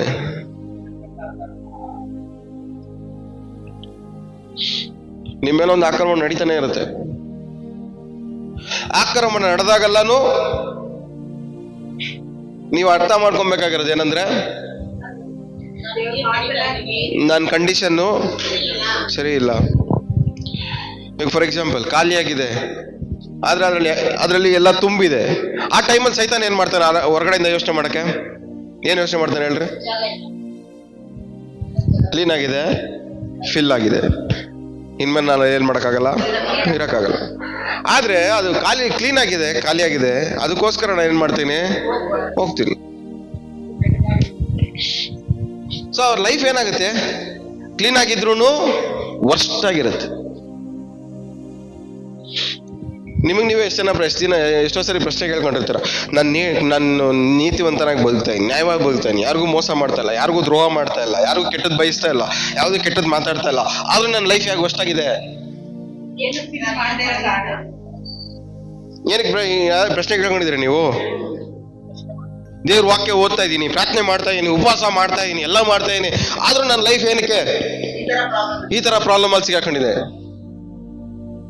ಏನಕ್ಕೆ ಪ್ರಾಬ್ಲಮ್ ಅಲ್ಲಿ ಸಿಗಾಕೊಂಡಿದೆ ಹೇಳಿ? ಕ್ಲೀನ್ ಆಗಿದೆ ನಿಜಾನೇ, ಆದ್ರೆ ಖಾಲಿ ಆಗಿದೆ. ಕ್ಲೀನ್ ಆಗಿದೆ, ಬರೀ ಕ್ಲೀನ್ ಆಗಿರೋದ್ರಿಂದ ಮಾತ್ರನೇ ನಿಮ್ ಲೈಫ್ ಉದ್ಧಾರ ಆಗಲ್ಲ. ತುಂಬಿಸ್ಬೇಕು, ದೇವರ ಜ್ಞಾನದಿಂದ ತುಂಬಿಸ್ಬೇಕು, ದೇವರ ಮಾತುಗಳಿಂದ ತುಂಬಿಸ್ಬೇಕು. ಆ ಮಾತುಗಳು ಲೆಫ್ಟ್ಗಾಗ್ಲಿ ರೈಟ್ಗಾಗ್ಲಿ ತಿರುಗಬಾರ್ದು. ಆ ಮಾತನ್ನ ಮೀರಿ ಸಣ್ಣ ಕೆಲಸ ಆಗ್ಲಿ ದೊಡ್ಡ ಕೆಲಸ ಆಗ್ಲಿ ಮಾಡಬಾರ್ದು. ದೇವರ ಮಾತುಗಳಿಂದ ನಿಮ್ಮ ಮನಸ್ಸು ಹೃದಯ ತುಂಬಿರ್ಬೇಕು. ಅದಕ್ಕೆ ಹೊಸ ಒಡಂಬಡಿಕೆಯಲ್ಲಿ ದೇವರ ವಾಕ್ಯ ಹೇಳುತ್ತೆ, ಹಳೆ ಒಡಂಬಡಿಕೆಯಲ್ಲಿ ಧರ್ಮಶಾಸ್ತ್ರ ಎಲ್ಲಿತ್ತು? ಬರೆಯಲ್ಪಟ್ಟಿತ್ತು ಕಲ್ ಮೇಲೆ. ಅದೇ ಹೊಸ ಒಡಂಬಡಿಕೆ ದೇವರ ವಾಕ್ಯ ಏನ್ ಹೇಳುತ್ತೆ? ಈ ಹೃದಯದಲ್ಲಿ ಧರ್ಮ. ಸೊ ಯಾವ್ದ್ರಿಂದ ತುಂಬಲ್ಪಡ್ಬೇಕು? ನಮ್ಮ ದೇವರ ಮಾತು. ದೇವರ ಮಾತುಗಳಿಂದ ನಮ್ಮ ಹೃದಯವು ಏನಾಗಿರ್ಬೇಕು? ತುಂಬಲ್ಪಡಬೇಕು. ಆ ಹೃದಯದಲ್ಲಿ ಬರೆಯಲ್ಪಟ್ಟಂತ ಮಾತನ್ನ ಮೀರಿ ಸಣ್ಣದಾಗ್ಲಿ ದೊಡ್ಡ ಕೆಲಸ ಆಗ್ಲಿ ಮಾಡಬಾರ್ದು. ಅದಕ್ಕೆ ಒಂದು ಹೆಸರಿದೆ, ಮನಸಾಕ್ಷಿ ಅಂತ ಬೈಬಲ್ ಅಲ್ಲಿ. ಏನ್ ಹೇಳಿ? ಮನಸಾಕ್ಷಿ. ಏನೇ ಮಾಡ್ರಿ ಇವನಿಗೆ ಏನ್ ದನದ ಮೇಲೆ ಮಳೆ ಹೋಯ್ದಂಗೆ ಇದಾನಲ್ಲ ಇವನು. ಯಾಕಂದ್ರೆ ಅವನ ಹೃದಯದ ಅಲಗೆ ಮೇಲೆ ಏನೂ ಇಲ್ಲ, ಖಾಲಿ. ಅವನ ಹೃದಯದ ಅಲಗೆ ಮೇಲೆ ಏನೈತೆ? ಅವನಿಗೆ ಏನು ಇಲ್ಲ. ಮನಸ್ಸಾಕ್ಷಿ ಅಂದ್ರೆ ಏನು? ಜ್ಞಾಪಕ ಮಾಡಿಸೋದು. ನಿನ್ ಹೃದಯದ ಮೇಲೆ ಈ ತರ ಬರ್ದಿದೆ, ಆದ್ರೆ ನೀನು ಹಿಂಗ್ ಬದುಕ್ತಾ ಇದೀಯಾ, ನೀನ್ ಮಾಡ್ತಾ ಇರೋದು ಸರಿನಾ ಅಂತ ಪ್ರಶ್ನೆ ಕೇಳೋದೆ ಮನಸ್ಸಾಕ್ಷಿ. ಅದು ಪ್ರಶ್ನೆ ಕೇಳ್ಬೇಕಂದ್ರೆ ನಮ್ಮ ಹೃದಯದಲ್ಲಿ ಬರ್ದಿರ್ಬೇಕಲ್ವಾ?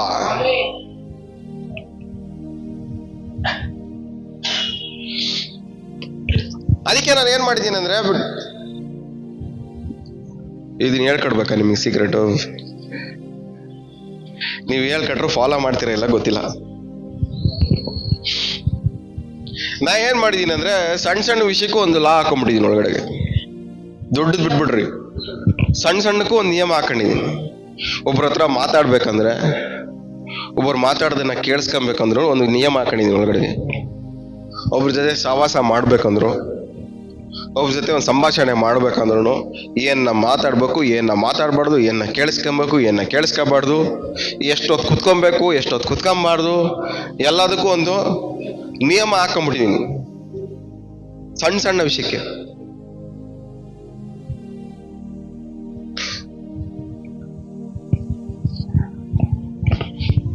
ಎಷ್ಟು ಎಷ್ಟುವರೆಗೂ ಕೇಳಿಸ್ಕೋಬಹುದು, ಎಷ್ಟುವರೆಗೂ ಕೇಳಿಸ್ಕೋಬಾರ್ದು. ಎಲ್ಲದಕ್ಕೂ ಒಂದು ನಿಯಮ.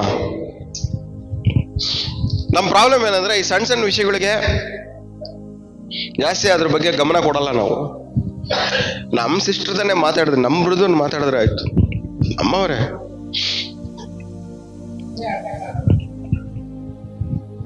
ಸೈತಾನ್ ನಿಮ್ಮ ಹತ್ರ ನಿಮ್ ಜೊತೆ ಮಾತಾಡ್ಬೇಕಂದ್ರೆ ಹೆಂಗ್ ಮಾತಾಡ್ತಾನೆ ಹೇಳ್ರಿ?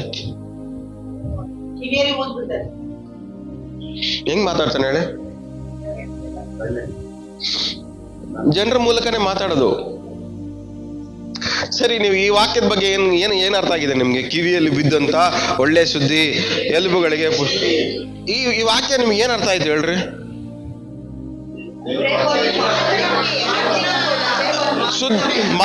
ಮಾತು ಕಿವಿಯಲ್ಲಿ ಬೀಳೋ ಮಾತು ತುಂಬಾ ಇಂಪಾರ್ಟೆಂಟು. ಸೈತಾನು ನಿಮ್ಮನ್ನ ಬಲಹೀನ ಪಡಿಸೋದನು, ದೇವರು ನಿಮ್ಮನ್ನ ಬಲಪಡಿಸೋದನು.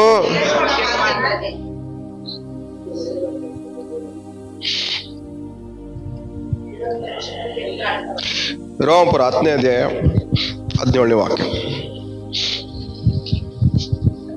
17.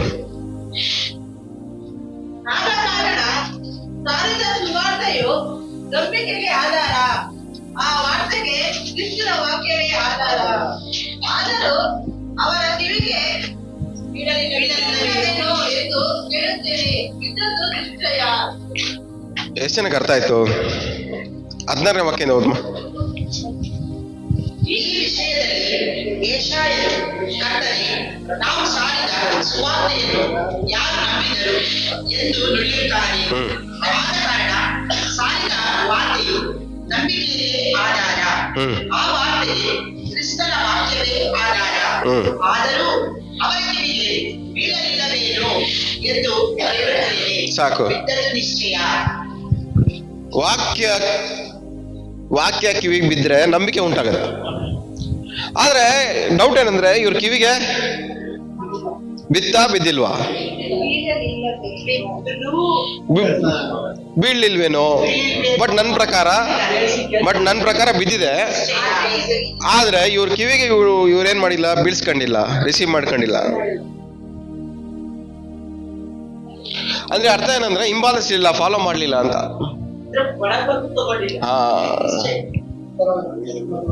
ಅಂದ್ರೆ ಒಂದು ವಾಕ್ಯ ಒಬ್ಬ ವ್ಯಕ್ತಿಯೊಳಗೆ ಕ್ರಿಯೆ ಮಾಡ್ಬೇಕಂದ್ರೆ ಒಳಗಡೆ ಹೋಗ್ಬೇಕದು.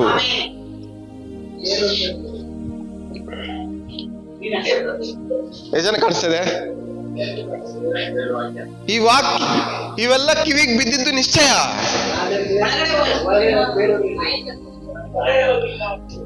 ಆದ್ರೆ ಕಿವಿಗೆ ಬಿತ್ತೇನೋ ಇಲ್ವೋ, ಆದ್ರೆ ಬಿದ್ದಿದ್ದು ನಿಶ್ಚಯ.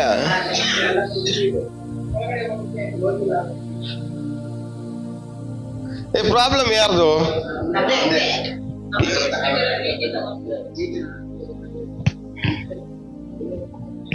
ಸಾರಿದ ಸುವಾರ್ತೆ ಕ್ರಿಸ್ತನ ವಾಕ್ಯವೇ ಆಧಾರ. ಆ ನಂಬಿಕೆಗೆ ಕ್ರಿಸ್ತನ ವಾಕ್ಯವೇ ಆಧಾರ. ಸೊ ಇಂಗ್ಲಿಷ್ ಅಲ್ಲಿ ಗೊತ್ತಾ? ಇಂಗ್ಲಿಷ್ ಎಲ್ಲಾರು ಓದಮ್ಮ. ಇದೆಯಾ ಇಂಗ್ಲಿಷ್ ಬೈಬಲು? ಓದು. But they have not all obeyed the gospel. For they not were believed are word. 17. So then faith comes by hearing, and hearing by the word of God. Faith comes by hearing, and hearing by the word of God. English ಅಲ್ಲಿ ಗೊತ್ತಾ? ನಂಬಿಕೆ ಹೆಂಗ್ ಬರುತ್ತೆ? ದೇವರ ವಾಕ್ಯವನ್ನ ಕೇಳಿಸ್ಕೊಂತಾ ಇದ್ರೇನೆ ನಂಬಿಕೆ ಬರೋದು ಅಂತ ಇಂಗ್ಲಿಷ್ ಅಲ್ಲಿ. ನಿಮ್ ಕನ್ನಡದಲ್ಲಿ ಚೌಚೌಬತ್ ಮಾಡಿಟ್ಟಿದ್ದಾರೆ. ಸೊ ಕೇಳಿದ್ದನ್ನ ಕೇಳಿಸ್ಕೊಂತಾ ಇದ್ರೆ ಮಾತ್ರನೇ ನಂಬಿಕೆ ಉಂಟಾಗೋದು. ಹೇಳಿದ್ದನ್ನ ಹೇಳ್ತಾನೆ ಇದ್ರೇನೆ ನಂಬಿಕೆ ಉಂಟಾಗೋದು. ಅದ್ರ ಮೇಲೆ ಅಂಡರ್ಲೈನ್ ಮಾಡ್ಕೊಂಡು ನೀವು ಅದನ್ನ ಬರ್ಕೊಳ್ಳಿ, ನಿಮ್ಗೆ ಅರ್ಥ ಆಗೋತರ. ನಿಮ್ ಕನ್ನಡದಲ್ಲಿ ಅದನ್ನ ಯಾವ ಮೂಲಿಗೆ ಅರ್ಥ ಆಗಲ್ಲ ಅದು ನಿಮ್ಗೆ. ಸೊ ನಂಬಿಕೆ ಯಾವಾಗ ಬರುತ್ತೆ ಒಂದ್ ವ್ಯಕ್ತಿಗೆ? ಹೇಳಿದ್ದನ್ನ ಕೇಳಿಸ್ಕೊಂತಾ ಇದ್ರೆ ಮಾತ್ರನೇ ಆ ವಿಷಯದಲ್ಲಿ ನಂಬಿಕೆ ಬರೋದು. ಆದ್ರೆ ನಮಗೆ ನಮ್ಮ ಪ್ರಾಬ್ಲಮ್ ಏನಂದ್ರೆ ಆತ್ಮಿಕ ವಿಷಯದಲ್ಲಿ ಒಂದ್ ಸರಿಗೆ ಮೀರಿ, 2 ಸರಿಗೆ ಮೀರಿ, 3 ಸರಿಗೆ ಮೀರಿ ಯಾರು ನಮ್ಮ ಹತ್ರ ಅದನ್ನ ಹೇಳ್ಬಾರ್ದು. ಹೇಳಿದ್ರೆ ಕೋಪ ಬರುತ್ತೆ. ಇವ್ರಿಗೆ ನಮ್ಮ ಮೇಲೆ ದ್ವೇಷ ಐತೆ, ಅದಕ್ಕೆ ಇವ್ರು ಏನ್ ಮಾಡ್ತಾರೆ, ಅದನ್ನೇ ಟಾರ್ಗೆಟ್ ಮಾಡೋರು ಇವರು. ಟಾರ್ಗೆಟ್ ಮಾಡಿದ್ರೆ ಚೇಂಜ್ ಆಗು. ಚೇಂಜ್ ಆಗ್ಬೇಕಂತ ನೀನ್ ಯಾಕೆ ಮನ್ಸು ಮಾಡಲ್ಲ ಅಂತ್ಯ? ಟಾರ್ಗೆಟ್ ಬಗ್ಗೆ ಮಾತ್ರ ಯಾಕೆ ಯೋಚನೆ ಮಾಡ್ತೀಯಾ? ಟಾರ್ಗೆಟ್ ಮಾಡಿರೋದು ಎಷ್ಟೋ ನಿಜಾನು, ನೀನ್ ಚೇಂಜ್ ಆಗ್ಬೇಕಾಗಿರೋದು ಅಷ್ಟೇ ನಿಜ. ಆದ್ರೆ ಚೇಂಜ್ ಆಗಲ್ಲ, ಟಾರ್ಗೆಟ್ ಮಾತ್ರ ಕರೆಕ್ಟ್ ಆಗಿರ್ತದೆ. ಟಾರ್ಗೆಟ್ ಮಾಡೋದು ಏನಕ್ಕೆ? ಚೇಂಜ್ ಆಗ್ಲಿ ಅಂತ.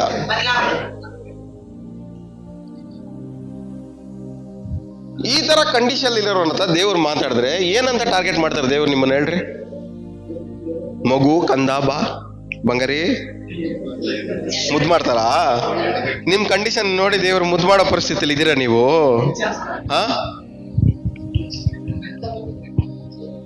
ಅಳ್ಬೇಡ ಅಂತ 100 ಸರಿ ಹೇಳ್ತಾ ಇದ್ದೀನಿ, ಆದ್ರೂ ಅಳ್ಕೊಂಡ್ ಕೂತಿದ್ಯಾ ಅಂತ ಬೈದ್ಬಿಟ್ಟು ಹೋಯ್ತಾರೆ ಬಂದು ನಿಮ್ಮ ಹತ್ರ.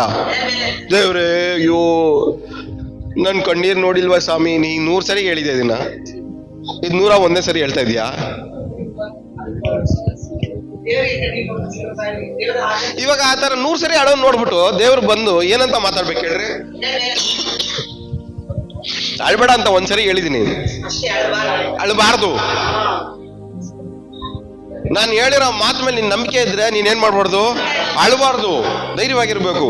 ಆದ್ರೆ ನೀನ್ ನನ್ ಮೇಲೆ ನಂಬಿಕೆ ಇಲ್ದಿರೋದಕ್ಕೆ ನೀನ್ ಏನ್ ಮಾಡ್ತಾ ಇದ್ಯಾ? ಅಳ್ತಾ ಇದ್ಯಾ?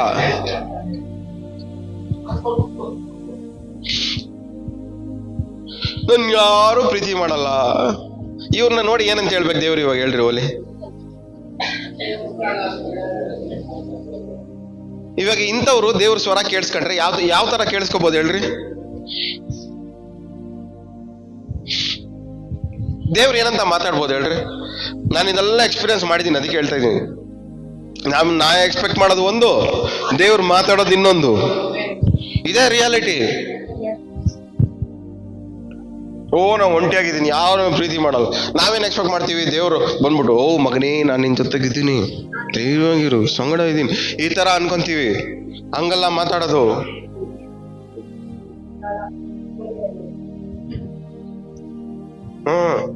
ಸಿಂಪಲ್ ಆಗಿ ಒಂದು ವಾಕ್ಯ ತೋರಿಸ್ಬಿಡ್ತಾರೆ, ನಾನು ನೀನು ಅನಾಥವಾಗಿ ಬಿಟ್ಟಿಲ್ಲಲ್ಲ, ಅಷ್ಟೇನಾ? ಒಂದು ವಾಕ್ಯ ಓದ್ಬಿಟ್ಟು ಸೈಲೆಂಟ್ ಆಗ್ಬಿಡ್ಬೇಕಾ ನಾನು? 99% ನನ್ನ ಹತ್ರ ದೇವ್ರು ಮಾತಾಡಿದಲ್ಲ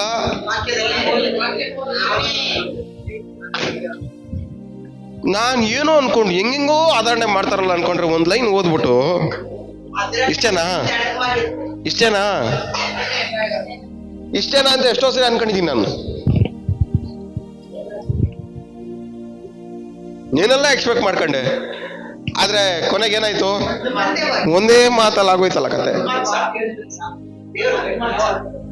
ಇದೇ ನಮ್ ಪ್ರಾಬ್ಲಮ್.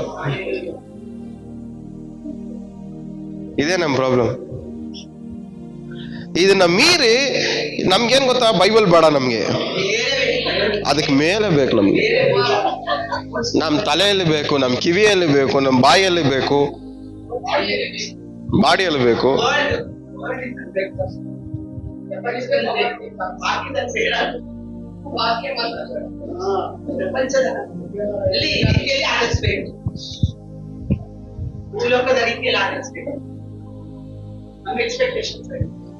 ನಾನು ಇದೆಲ್ಲ ಏನು ಕೇಳ್ತಾ ಇದ್ದೆ ಅಂದ್ರೆ, ವಾರ ನಿಮ್ಗೆ ಎಲ್ಲ ಬೋಧನೆ ಮಾಡ್ತಾ ಇರೋದೆಲ್ಲ ಇದರಿಂದನೇ. ನಿಮ್ಮನ್ನೆಲ್ಲ ಕರೆಕ್ಷನ್ ಮಾಡ್ತಾ ಇರೋದೆಲ್ಲ ವಾರ ವಾಕ್ಯದಿಂದನೇ. ನಿಮ್ ಪ್ರಾಬ್ಲಮ್ ಎಲ್ಲ ಗೊತ್ತಿದ್ರು, ನೀವ್ ಮಾಡೋ ಚೇಷ್ಟೆಗೆಲ್ಲ ಗೊತ್ತಿದ್ರು, but end of the day ಮತ್ತೆ ಭಾನುವಾರ ಬಂದು ಬರೀ ವಾಕ್ಯದಿಂದನೇ.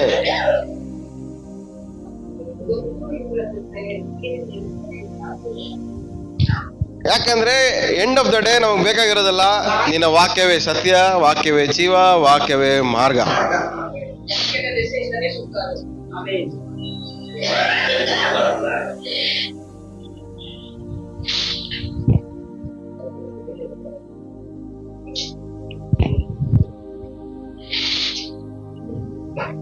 ಎರಡು ಕೊರಿಂಥ 2 ಕೊರಿಂಥ 2ನೇ ಅಧ್ಯಾಯ 17ನೇ ವಾಕ್ಯ. ದೇವರ ವಾಕ್ಯವನ್ನು ಕಲಬೆರಕೆ ಮಾಡುವವರಾದ ಹೆಚ್ಚು ಪಾಲಿನ ಜನರ ಹಾಗಿರದೆ ನಿಷ್ಕಪಟಿಗಳಾಗಿ ದೇವರಿಂದ ಉಪದೇಶ ಹೊಂದಿದವರಿಗೆ ತಕ್ಕ ಹಾಗೆ ಕ್ರಿಸ್ತನ ಅನ್ಯೋನ್ಯತೆಯಲ್ಲಿ ಇದ್ದುಕೊಂಡು ದೇವರ ಸಮಕ್ಷಮದಲ್ಲಿಯೇ ಮಾತಾಡುತ್ತೇವೆ. ಏನಂತ ಹೇಳಿರಿ? ದೇವರ ವಾಕ್ಯವನ್ನು ಕಲಬೆರಕೆ ಮಾಡುವ 2ನೇ ಭಾಗ ಏನ್ ಹೇಳ್ತಾರೆ? ದೇವರ ಅನ್ಯೂನ್ಯತೆ, ದೇವರ ಜನರ ಕ್ರಿಸ್ತನ ಅನ್ಯೂನ್ಯತೆಯಲ್ಲೇ ಇದ್ದುಕೊಂಡು ದೇವರ ಸಮಕ್ಷಮದಲ್ಲಿ ದೇವರ ವಾಕ್ಯವನ್ನ ಮಾತಾಡ್ತೀವಿ. ಇವತ್ತು ನಾವು ದೇವ್ರು ನನ್ನ ಸಂಗಡ ಮಾತಾಡ್ತಾ ಇದ್ದಾರೆ ಅಂದ್ರೆ ದೇವ್ರು ಇವಾಗ ಫಾರ್ ಎಕ್ಸಾಂಪಲ್ ಎಲ್ಲ ಗಮನಿಸಿ, ಇವಾಗ ನಾನು ನಿಮ್ಮ ಹತ್ರ ಬಂದ್ಬಿಟ್ಟು ದೇವ್ರು ಇದನ್ನ ಹೇಳ್ತವ್ರಿಗೆ ನಿನ್ಗೆ ಹೇಳಕ್ ಹೇಳ್ತವ್ರೆ ಅಂತ ನಾನು ಹೇಳಿದ್ರೆ, ಒಂದ್ ವೇಳೆ ನಾನು ಹೇಳಿದ್ರೆ ನಾನು ಹೆಂಗಿರ್ಬೇಕು ಹೇಳ್ರಿ? ನನ್ನ ಆತ್ಮ ಕ್ರಿಸ್ತನ ಅನ್ಯೂನ್ಯತೆಯಲ್ಲಿ ಕ್ರಿಸ್ತನ ಸಮಕ್ಷಮದಲ್ಲಿ ಇದ್ದು ಮಾತಾಡ್ಬೇಕು. ನನ್ನ ಜೀವಿತವು, ನನ್ನ ಆತ್ಮವು ಕ್ರಿಸ್ತನ ಅನ್ಯೂನ್ಯತೆಯಲ್ಲಿ ಇಲ್ಲ ಅಂದ್ರೆ ನನ್ನ ಬಾಯಿಂದ ಬರೋ ಮಾತು ಕ್ರಿಸ್ತನ ಮಾತು ಅಲ್ಲ.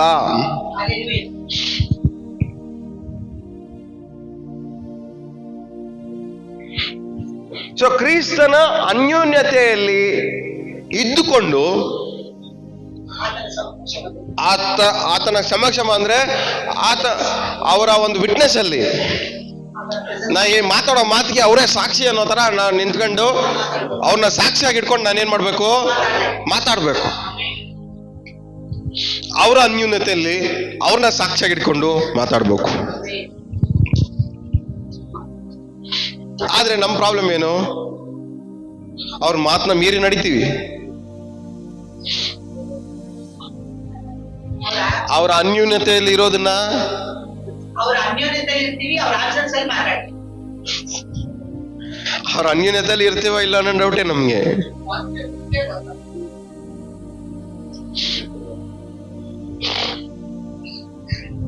ಫಸ್ಟ್ ಅಲ್ಲಿ ಏನಿದೆ? ಫಸ್ಟ್ ಏನಿದೆ? ದೇವರ ವಾಕ್ಯವನ್ನ ಕಲಬೆರಕೆ ಮಾಡುವವರಾದ ಹೆಚ್ಚು ಪಾಲು ಜನರು ಯಾರಂತ? ಕಲಬೆರಕೆ ಮಾಡೋರು ಎಂತವ್ರು ಹೇಳ್ರಿ? ಕ್ರಿಸ್ತನ ಅನ್ಯೂನ್ಯತೆಯಲ್ಲೇ ಇಲ್ದೇ ಇರೋರು, ಕ್ರಿಸ್ತನ ಸಮಕ್ಷಮದಲ್ಲಿ ಇಲ್ದೇ ಇರೋರು ಕ್ರಿಸ್ತನ ಮಾತನ್ನ ಕಲಬೆರಕೆ ಮಾಡ್ತಾರೆ. ಕಲಬೆರಕೆ ಮಾಡೋರು ತುಂಬಾ ಜನ ಅವ್ರೆ. ಅನ್ಯೂನ್ಯತೆಯಲ್ಲಿ ಇದ್ಕೊಂಡು ಕ್ರಿಸ್ತನನ್ನ ಸಮಕ್ಷಮದಲ್ಲಿ ಆತನ ವಿಟ್ನೆಸ್ ಆಗಿ ಇಟ್ಕೊಂಡು ಮಾತಾಡೋರು ಸ್ವಲ್ಪ ಜನ ಮಾತ್ರನೇ ಇದ್ದಾರೆ. ನಾನು ಅದಕ್ಕೆ ನಿಮ್ಗೆ ಹೋದ್ವಾರ ಹೇಳ್ತಾ ಇದ್ದೆ ನೋಡ್ರಿ, ಬೀದಿಲಿ ಅವ್ರೆ ದೇವ್ರು ನನ್ನ ಹತ್ರ ಮಾತಾಡ್ತವ್ರೆ ಅನ್ನೋರು ಬೀದಿಲು ಸಿಗ್ತಾರೆ ಅಂತ ಹೇಳ್ದೆ ನೋಡ್ರಿ. ಇಂಥವ್ರೆ ಎಲ್ಲ ಕಲಬೆರಕೆ ನನ್ನ ಮಕ್ಕಳು. ಇಂಥವ್ರಿಂದ ಏನು ಉಪಯೋಗ ಇಲ್ಲ. ಈ ತರ ಕಲಬೆರಕೆ ಅವರೆಲ್ಲ ಬೀದಿಗೂ ಸಿಗ್ತಾರೆ. ಯಾಕಂದ್ರೆ ಅವರೇ ಬೈಬಲ್ ಹೇಳ್ತದೆ ತುಂಬಾ ಜನ ಅವರೇ ಇಂಥವ್ರು ಅಂತ. ಆದ್ರೆ ಕ್ರಿಸ್ತನ ಅನ್ಯೂನ್ಯತೆಯಲ್ಲಿ ಇದ್ಕೊಂಡು ಕ್ರಿಸ್ತನ ಸಮಕ್ಷಮದಲ್ಲಿ ಮಾತಾಡೋರು ಸ್ವಲ್ಪ ಜನನೇ.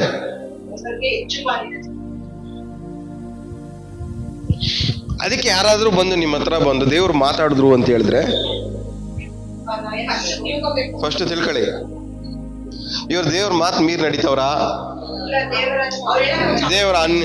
ದೇವರ ಅನ್ಯೂನ್ಯತೆಯಲ್ಲಿ ಇವ್ರ ಜೀವನ ಇದೆಯಾ? ಲೈಫ್ ಸ್ಟೈಲ್ ಕರೆಕ್ಟ್ ಆಗಿದೆಯಾ? ಕ್ವಶನ್ ಮಾರ್ಕ್ ಹಾಕಿ.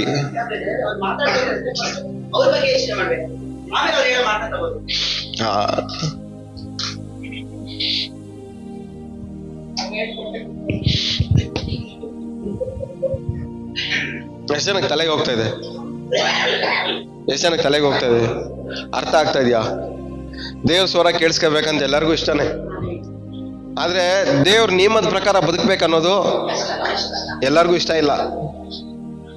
ದೇವ್ರ ಸ್ವರ ಕೇಳಿಸ್ಕೊಬೇಕಂದ್ರೆ ದೇವರ ನಿಯಮದ ಪ್ರಕಾರವಾಗಿ ನಡಿಬೇಕು, ಬದುಕಬೇಕು.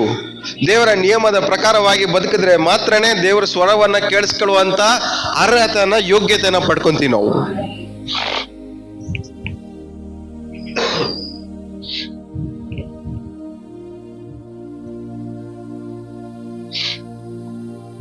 ಸೊ ಏನ್ ಮಾಡಿದಾರಂತೆ? ಕಲಬೆರಕೆ. ಸರಿ, ಇವಾಗ ನಾವು ಯಾವ ತರ ಕಲಬೆರಕೆ ಮಾಡ್ತಾ ಇದೀವಿ ನಾವು ಹೇಳ್ರಿ?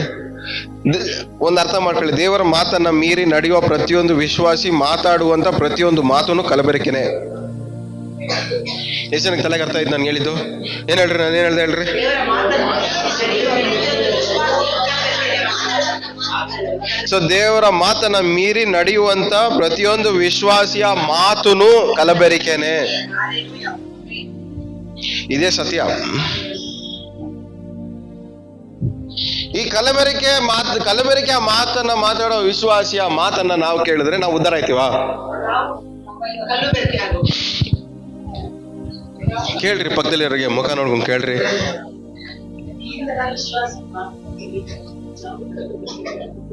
ಕೇಳ್ರಿ, ಮಾತಾಡ್ರಿ, ಕೇಳ್ರಿ ಪಕ್ಕದಲ್ಲಿರೋರಿಗೆ. ದೇವರ ಮಾತನ್ನ ಮೀರಿ ಕಲಬೆರಕೆಯಾಗಿ ಮಾತಾಡ್ತಿರೋ ಮಾತನ್ನ ನಾನ್ ಕೇಳ್ಬೇಕಾ? ಕೇಳಿದ್ರೆ ಏನ್ ಲಾಭ?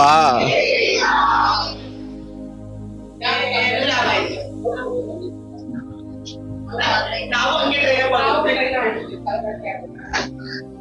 ಫಸ್ಟ್ ಏನಾದ್ರೂ ಬಂದು ದೇವ್ರು ತೋರ್ಸೋದು, ದೇವ್ರು ಮಾತಾಡಿದ್ರ ಅಂದ್ರೆ ಫಸ್ಟ್ ಅರ್ಥ ಮಾಡ್ಕೊಬೇಕ್ರಿ ನಾವೇನಂದ್ರೆ, ಇವ್ರು ದೇವ್ರ ಮಾತನ್ನ ಮೀರ್ತಾ ಇದಾರ ಇಲ್ವಾ? ಮೀರಿದ್ರೆ ಅವ್ರ ಕಾಲ್ ತೊಳಿರಿ ಮನೆ ಕರ್ಕೊಂಬಂದು.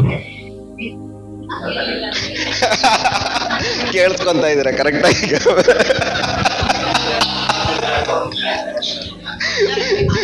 ಅಲರ್ಟ್ ಆಗಿದ್ದೀರಾ? ಸೊ ಒಂದ್ ವೇಳೆ ಅವ್ರ ದೇವ್ರ ಮಾತನ್ನ ಮೀರಿಲ್ಲ ಅನ್ಕೊಳ್ಳಿ, ದೇವ್ರ ಅನ್ಯೂನ್ಯತೆಯಲ್ಲಿ ಬದುಕ್ತಾ ಇದಾರ, ಅವ್ರಿಗೆ ಏನ್ ಮಾಡ್ರಿ, ಅವ್ರ ನೀರ್ ಕಾಲ್ ತೊಳಿರಿ, ಆಶೀರ್ವಾದ ಸಿಗುತ್ತೆ, ಘನಪಡಿಸ್ರಿ. ಆದ್ರೆ ಮೀರಿ ಇಷ್ಟ ಬಂದಂಗ್ ಬದುಕ್ಬಿಟ್ಟು ದೇವ್ರನ ಹತ್ರ ಮಾತಾಡ್ತಾವ್ರಂದ್ರೆ ಕಲ್ಲೆತ್ತು ಹೊಡಿಬೇಕು. ಆದ್ರೆ ಹೊಡಿಯುವಂತ ನಮ್ಗೆ ಅಧಿಕಾರ ನಮ್ಗಿಲ್ಲ.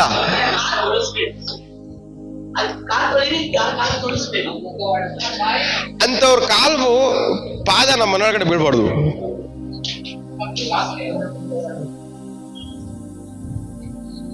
ಅಂತವ್ರ ಪಾದಗಳು ನಮ್ಮ ಮನೆಯೊಳಗಡೆ ಬೀಳ್ಬಾರ್ದು. ಮನೆಯೊಳಗೆ ಒಂದ್ ವೇಳೆ ಬಿದ್ರುನು ಮಾತಾಡಕ್ ಬಿಡ್ಬೇಡ್ರಿ. ಒಂದ್ ಲೋಟ ಕಾಫಿ ಕೊಡ್ರಿ, ಕುಡ್ಸ್ಬಿಡ್ರಿ, ಒಂದ್ ಮಾತಾಡ್ಬೇಡ, ಹೋಯ್ತಾ ಇರು ವಾಪಸ್. ನಿಜ. ಯಾಕಂದ್ರೆ ಅದರಿಂದ ಏನು ಉಪಯೋಗ ಇಲ್ಲ. ಅಯ್ಯೋ ಓರಿ.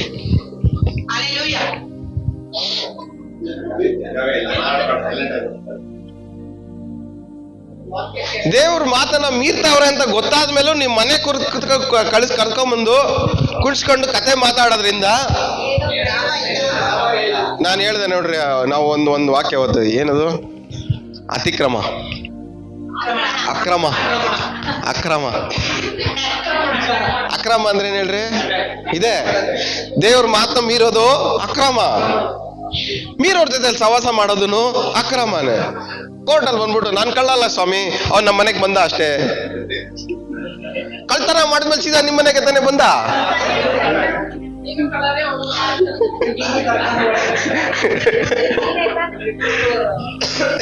ಅವಾಗ ಏನಾಯ್ತು? ಅವನ್ A1 ಅಕ್ರಮ ಮಾಡ್ದವನು, ಇವನ್ A2 ಅಕ್ರಮ ಮಾಡ್ದವನು, ಅಸಿಸ್ಟೆಂಟ್.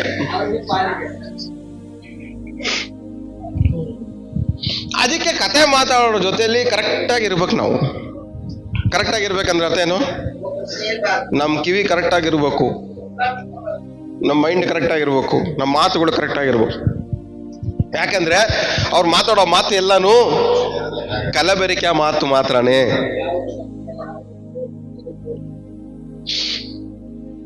ಪಕ್ಕದಲ್ಲಿ ಮುಖ ನೋಡ್ಕೊಂಡು, ಕಣ್ಣಲ್ಲಿ ಕಣ್ಣಿಟ್ಟು ನೋಡ್ಕೊಂಡು ಹೇಳಿ, ಕಲಬೆರಕೆ ಮಾತು ಮಾತಾಡೋದ್ರ ಜೊತೆಯಲ್ಲಿ ಕೇರ್ಫುಲ್ ಆಗಿರಿ. ಇನ್ನೊಂದ್ಸರಿ ಹೇಳಿ, ಇನ್ನೊಂದ್ಸರಿ ರಿಪೀಟ್ ಮಾಡಿ, ಹಂಗೇನೆ ಇನ್ನೊಂದ್ಸರಿ ಹೇಳಿ, ಇನ್ನೊಂದ್ಸರಿ ಹೇಳಿ.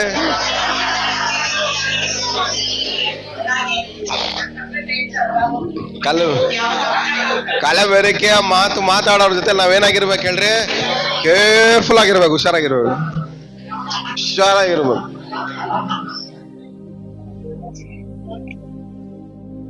ಯಾಕಂದ್ರೆ ಇಂಥವ್ರನ್ನ ಸೈತಾನ್ ಎನಿ ಟೈಮ್ ಯೂಸ್ ಮಾಡ್ಕೊಂಡ್ಬಿಡ್ಬೋದು. ಇಂಥವ್ರಿಗೆ ಸೈತಾನ್ ದರ್ಶನ ತೋರ್ಸಿದ್ರು ಹೆಂಗಿರುತ್ತೆ? ಅವ್ರಿಗೆ ದೇವ್ರ ದರ್ಶನ ತೋರಿಸ್ದಂಗೆ ಇರುತ್ತೆ. ಯಾಕಂದ್ರೆ ಅವ್ರಿಗೆ ಯಾವ್ದು ನಿಜ ಯಾವ್ದು ಸುಳ್ಳು ಅನ್ನೋದು ಗ್ರಹಿಸುವಂತ ಶಕ್ತಿ ಇಲ್ಲ. ದೇವರ ಜ್ಞಾನ ಅವ್ರಿಗೆ ಇಲ್ಲ.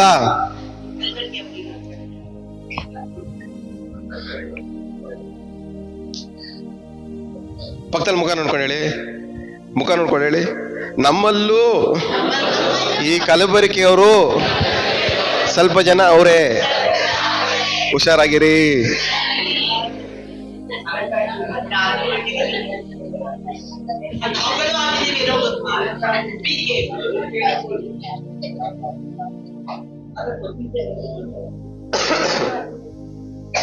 ದೇವರ ಮಾತನ್ನ ಮೀರಿ ನಡೆಯುವ ಪ್ರತಿಯೊಂದು ವ್ಯಕ್ತಿ ಮಾತಾಡೋ ಮಾತು ಎಲ್ಲಾನು ಕಲಬೆರಕೆನೆ.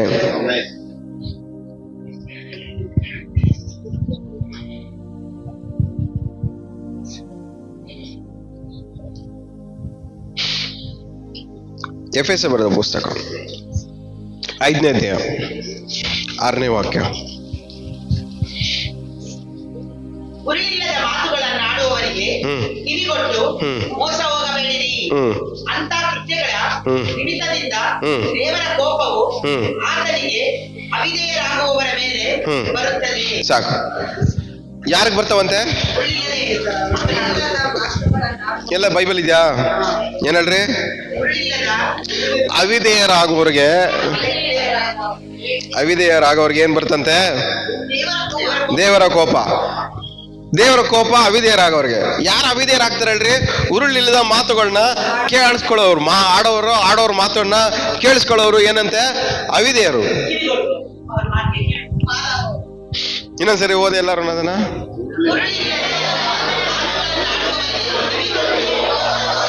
ಸಾಕು. ಉರುಳಿಲ್ಲದ ಮಾತುಗಳನ್ನ ಆಡುವವರ ಮಾತಿಗೆ ಕಿವಿಗೊಟ್ಟು ಮೋಸ ಹೋಗ್ಬೇಡ್ರಿ. ಇವಾಗ ಒಂದು ವಿಶ್ವಾಸಿ ಹೆಂಗ್ ಮೋಸ ಆಯ್ತಾರ ಹೇಳ್ರಿ? ಒಂದು ವಿಶ್ವಾಸಿ ಇನ್ನೊಂದು ವಿಶ್ವಾಸಿನ ಮೋಸ ಮಾಡ್ತಾನೆ ಅವ್ರೆ. ಹೆಂಗೆ? ಉರುಳಿಲ್ಲದ ಮಾತು ಮಾತಾಡೋದು. ಉರುಳಿಲ್ಲದ ಮಾತು ಅಂದ್ರೆ ಇಂಗ್ಲಿಷ್ ಅಲ್ಲಿ ಗೊತ್ತಾ? ವೇನ್ ವರ್ಡ್ಸ್ ಅಂದ್ರೆ ಟೊಳ್ಳಾಗಿರುವಂತ ಮಾತು, ಖಾಲಿ ಡಬ್ಬಾ ಮಾತುಗಳು. ಒಂದು ವಿಶ್ವಾಸಿಯ ಖಾಲಿ ಡಬ್ಬಾ ಮಾತನ್ನ ಕೇಳಿ ಮೋಸ ಹೋಗ್ಬೇಡ್ರಿ. ಆತರ ಖಾಲಿ ಡಬ್ಬಾ ಮಾತುಗಳಿಗೆ ಕೇಳಿಸ್ಕೊಂಡು ನೀವು ಏನಾದ್ರೂ ಪಾಲಾದ್ರೆ ನೀವು ಡಿಸೊಬಿಡೆಂಟ್, ಅವಿಧೇಯರಾದ್ರೆ ಅಂದ್ರೆ ಅರ್ಥ ಏನಂದ್ರೆ ಈ ಖಾಲಿ ಡಬ್ಬಾ ಮಾತು ಕೇಳ್ಕೊಂಡ್ರೆ ನೀವು ಅವಿಧೇಯರಾಗೋದಕ್ಕೆ ತುಂಬಾ ಈಸಿ. ಅಂದ್ರೆ ದೇವ್ರ ಮಾತನ್ನ ಮೀರಿ ನಡೆಯೋದು ಈಸಿ. ಏನಕ್ಕೆ ನೀವು ದೇವ್ರ ಮಾತನ್ನ ಮೀರಿ ಒಂದು ವಿಶ್ವಾಸಿ ಏನಕ್ಕೆ ದೇವ್ರ ಮಾತನ್ನ ಮೀರ್ತಾರೆ ಹೇಳ್ರಿ? ಅವ್ರು ದೇವ್ರ ಮಾತನ್ನ ಕೇಳೋದಕ್ಕಿಂತ ಜಾಸ್ತಿ ಖಾಲಿ ಡಬ್ಬಾ ಮಾತುಗಳನ್ನ ಕೇಳಿಸ್ಕೊಳ್ಳೋದ್ರಿಂದಾನೆ ದೇವ್ರ ಮಾತನ್ನ ಮೀರ್ತಾ ಇರೋದು. ತಲೆಗೆ ಎಷ್ಟು ಚೆನ್ನಾಗಿ ಹೋಗ್ತಾ ಇದೆ ಕೇಳ್ರಿ ಪಕ್ಕದಲ್ಲಿ. ದೇವ್ರ ಮಾತನ್ನ ಯಾಕೆ ಗೊತ್ತಾ ಮೀರ್ತಾ ಇರೋದು? ಖಾಲಿ ಡಬ್ಬಾ ಮಾತು ಜಾಸ್ತಿ ಕೇಳ್ತಾ ಇರೋದಕ್ಕೆ. ಇನ್ನೊಂದ್ಸರಿ ಹೇಳಿ, ಖಾಲಿ ಡಬ್ಬಾ ಮಾತು ಕೇಳಿಸ್ಕೊಳ್ಳೋರೆಲ್ಲರೂ ದೇವ್ರ ಮಾತನ್ನ ಮೀರೋ ಚಾನ್ಸಸ್ ಜಾಸ್ತಿ ಇದೆ.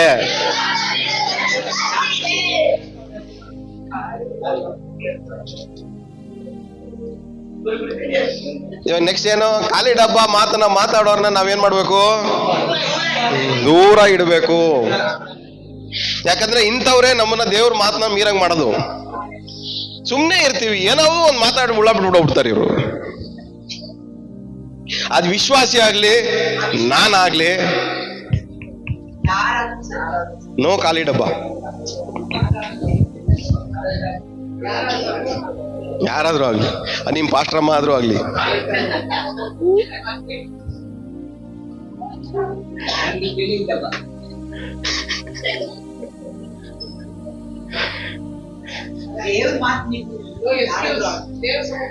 ದೇವ್ರ ಮಾತನ್ನ ಮೀರಿ ನಡೆಯೋರು ಎಂತವ್ರು ಹೇಳ್ರಿ? ಖಾಲಿ ಡಬ್ಬಾ ಮಾತನ್ನ ಕೇಳಿಸ್ಕೊಳ್ಳೋರು. ಹೌದು ಬ್ರದರ್, ನೀವು ಈ ವರ್ಷ ನೀವು ಇವಾಗಲೇ ನೀವು ಎಲ್ಲೋ ಟಾಪಲ್ಲಿ ಇರ್ಬೇಕಾಯ್ತು ಬ್ರದರ್. ಖಾಲಿ ಡಬ್ಬಾ ಇವ್ರ ಕಂಡೀಷನ್ ಅವ್ರು ಅಲ್ಲೇ ಅವ್ರೆ, ಅದೇ ರಿಯಾಲಿಟಿ. ಅವ್ರು ಬೆಸ್ಟ್ ಆಗಿದ್ದೀರಿ, ಅಲ್ಲಿ ಎಲ್ಲಿರ್ಬೇಕಾಯ್ತು ಹೇಳ್ರಿ? ದೇವ್ರ ಅಲ್ಲೇ ಇಡ್ತಾ ಇದ್ರ ಅವ್ರನ್ನ ಹೇಳ್ರಿ. ಒಂದು ಮನುಷ್ಯನ ಮೇಲಕ್ಕೆ ತಗೊಂಬರೋದು ಯಾರು? ದೇವ್ರು. ಒಂದ್ ಮನುಷ್ಯನ ಬೆಳೆಸೋದು ಯಾರು? ಅದಕ್ಕೆ ಪೌಲ ಹೇಳ್ತಾನೆ, ನೀರ್ ಹಾಕಿದ್ದು ನೆಟ್ಟಿದ್ದು ನಾವು, ಆದ್ರೆ ಬೆಳೆಸಿದ್ದು ಮಾತ್ರ ದೇವ್ರು. ಒಂದ್ ವ್ಯಕ್ತಿನ ಬೆಳೆಸೋದು ಯಾರು? ದೇವ್ರು. ಈ ಖಾಲಿ ಡಬ್ಬ ಅವ್ರು ಯಾರು ಹೇಳಿ? ಏನ್ ಹೇಳ್ತಾರೆ? ನೀವಿರೋ ಕಂಡೀಷನ್ಗೆ ನೀವ್ ಅಲ್ಲಿರ್ಬೇಕಾಗಿತ್ತು ಬ್ರದರ್. ಎಲ್ಲಿ ಅಲ್ಲಿ ಇರ್ಬೇಕಾಗಿತ್ತಂದ್ರೆ ಅವ್ರಲ್ಲಿ ನಮ್ಮನ್ನ ಕುಣಿಸ್ಬೇಕಾಗಿತ್ತು. ಆಲ್ರೆಡಿ ಅವ್ರು ನಮ್ಮನ್ನಲ್ಲಿ ಕುಣಿಸಿಲ್ಲ, ಅದಕ್ಕೆ ನಾವ್ ಇಲ್ಲಿದ್ದೀವಿ. ನಮ್ಮನ್ನಲ್ಲಿ ಕುಣಿಸ್ಬೇಕಾಗಿರೋದು ಯಾರು? ದೇವರು. ನಮ್ಮನ್ನ ಬೆಳೆಸ್ಬೇಕಾಗಿರೋದು ಯಾರು? ಅಲ್ಲಿವರೆಗೂ ಆ ಲೆವೆಲ್ಗೆ ದೇವರು. ಜನರು ಹೊರಗಡೆಯಿಂದ ನಮ್ಮನ್ನ ಏನ್ ಮಾಡ್ತಾರೆ? ಬೂಸ್ಟ್ ಮಾಡ್ತಾರೆ ನಮ್ಮನ್ನ. ನಮ್ಮ ಆತ್ಮಿಕ ಸ್ಥಾನ ಬೆಳೆಯೋದು, ನಮ್ಮ ಆತ್ಮಿಕ ಸ್ಥಾನ ಉದ್ಧಾರ ಆಗೋದು, ನಮ್ಮ ಆತ್ಮಿಕ ಸ್ಥಾನ ಮೇಲಕ್ಕೆ ಹೋಗೋದು ಎಲ್ಲ ದೇವರ ಮೇಲೆ ಆಧಾರ ಪಟ್ಟಿದೆ. ನಮ್ಮ ಸ್ವಂತ ಡಿಸಿಷನ್ ಅಲ್ಲ, ನಮ್ಮ ಸ್ವಂತ ಡಿಸಿಷನ್ ಅಲ್ಲ. ದೇವ್ರ ಮಾತನ್ನ ಮೀರಿ ನಡಿತೀವಿ, ಆದ್ರೆ ನಮ್ಮ ಆತ್ಮಿಕ ಸ್ಥಾನ ಬದಲಾಗಬೇಕು, ಮೇಲೆ ಹೋಗ್ಬೇಕು ಅನ್ಕೊಂತೀವಿ ನಾವು.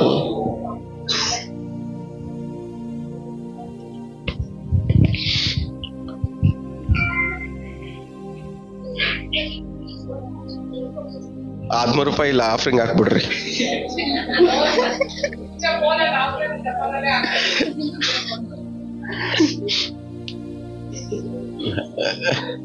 ಏನ್ ಹೇಳ್ತಾ ಇದ್ದೆ ಇವಾಗ ನಾನು? ಖಾಲಿ ಡಬ್ಬ. ಸೊ ದೇವ್ರ ಮಾತನ್ನ ಮೀರಿ ನಡೆಯೋದು ಅದಕ್ಕೇನರ್ಥ? ಕಲಬೆರಕೆ. ದೇವ್ರ ಮಾತನ್ನ ಮೀರಿ ನಡೆಯೋರಲ್ಲ ಯಾರು? ಕಲಬೆರಕೆ ಅವರು. ಈ ದೇವ್ರ ಮಾತನ್ನ ಮೀರಿ ನಡೆಯೋದಕ್ಕೆ ಕಾರಣ ಏನು? ಖಾಲಿ ಡಬ್ಬ ಮಾತನ್ನ ಕೇಳಿಸ್ಕೊಳ್ಳೋದ್ರಿಂದ. ಸೊ ವೇಸ್ಟ್ ಮಾತುಗಳು, ಖಾಲಿ ಮಾತುಗಳನ್ನ ಕೇಳಿಸ್ಕೊಳ್ಳೋದ್ರಿಂದ ಒಂದು ವ್ಯಕ್ತಿ ಏನ್ ಮಾಡ್ತಾನೆ? ದೇವ್ರ ಮಾತನ್ನ ಮೀರ್ತಾನೆ. ಸೊ ಒಂದು ವ್ಯಕ್ತಿ, ಒಂದು ವಿಶ್ವಾಸಿ ಅವಿಧೇಯರಾಗಕ್ಕೆ ಕಾರಣ ಏನಂದ್ರೆ ಆ ವಿಶ್ವಾಸಿ ಕೇಳಿಸ್ಕೊಳ್ತಿರೋ ಮಾತಲ್ಲ, ವೇಸ್ಟ್ ಮಾತುಗಳು. ಒಂದು ವೇಸ್ಟ್ ಮಾತುಗಳು, ಖಾಲಿ ಡಬ್ಬ ಮಾತುಗಳು ನಮ್ಮನ್ನ ದೇವರ ಮಾತನ್ನ ಮೀರಂಗೆ ಮಾಡುತ್ತೆ.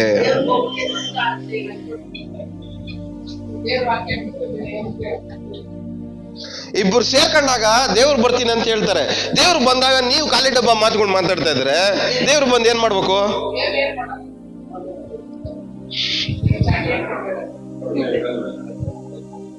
ಸರಿ, ನೀವಿಬ್ರು ಸೇರ್ಕೊಂಡಾಗ, ನೀವು ಪ್ರೇಯರ್ ಮಾಡ್ತೀನಿ ಅಂತ ಸೇರ್ಕೊಂತೀರಲ್ಲ, ಸೇರ್ಕೊಂಡಾಗ ಆ 1 hour ಅಲ್ಲಿ ದೇವ್ರು ಯಾವ ಮಾತನ್ನ ಗಮನಿಸ್ಬೇಕು ಹೇಳ್ರಿ? ನಿಮ್ ಕಂಟೆಂಟ್ ಆದ್ರೂ ಏನು ಆ ಮಾತಲ್ಲಿ? ದೇವ್ರ ಮಾತು ಮೀರಿ ನಡೆಯೋರು ಇಬ್ರು ಸೇರ್ಕೊಂಡು ಪ್ರೇಯರ್ ಮಾಡಿದ್ರು ದೇವ್ರು ಬರ್ತಾರ ಅಲ್ಲಿ?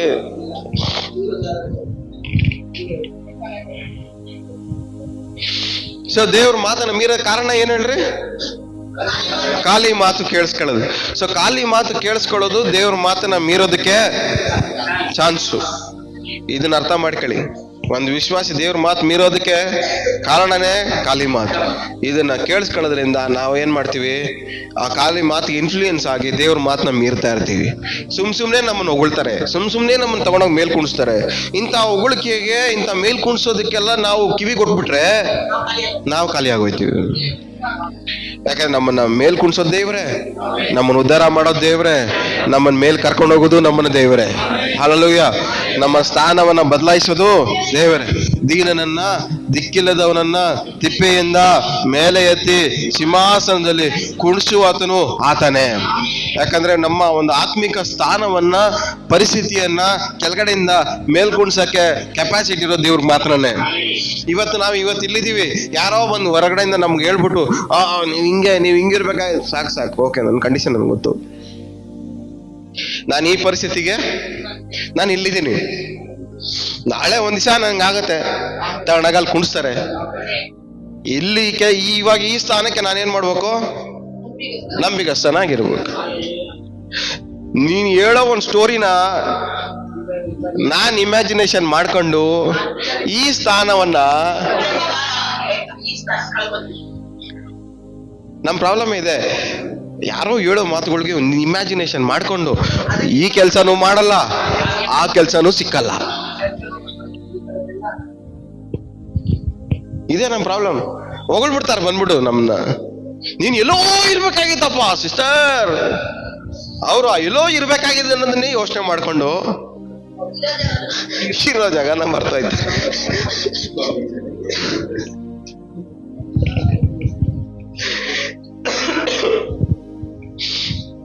ಅದಕ್ಕೆ ಅದು ಖಾಲಿ ಮಾತಾಡಿ, ಇರೋದು ಖಾಲಿ ಮಾಡ್ತಾರೆ. ಅಲ್ಲಿ ಇರೋ ಬೇರೆ ಇಲ್ಲಿ ಇರುತ್ತೆ.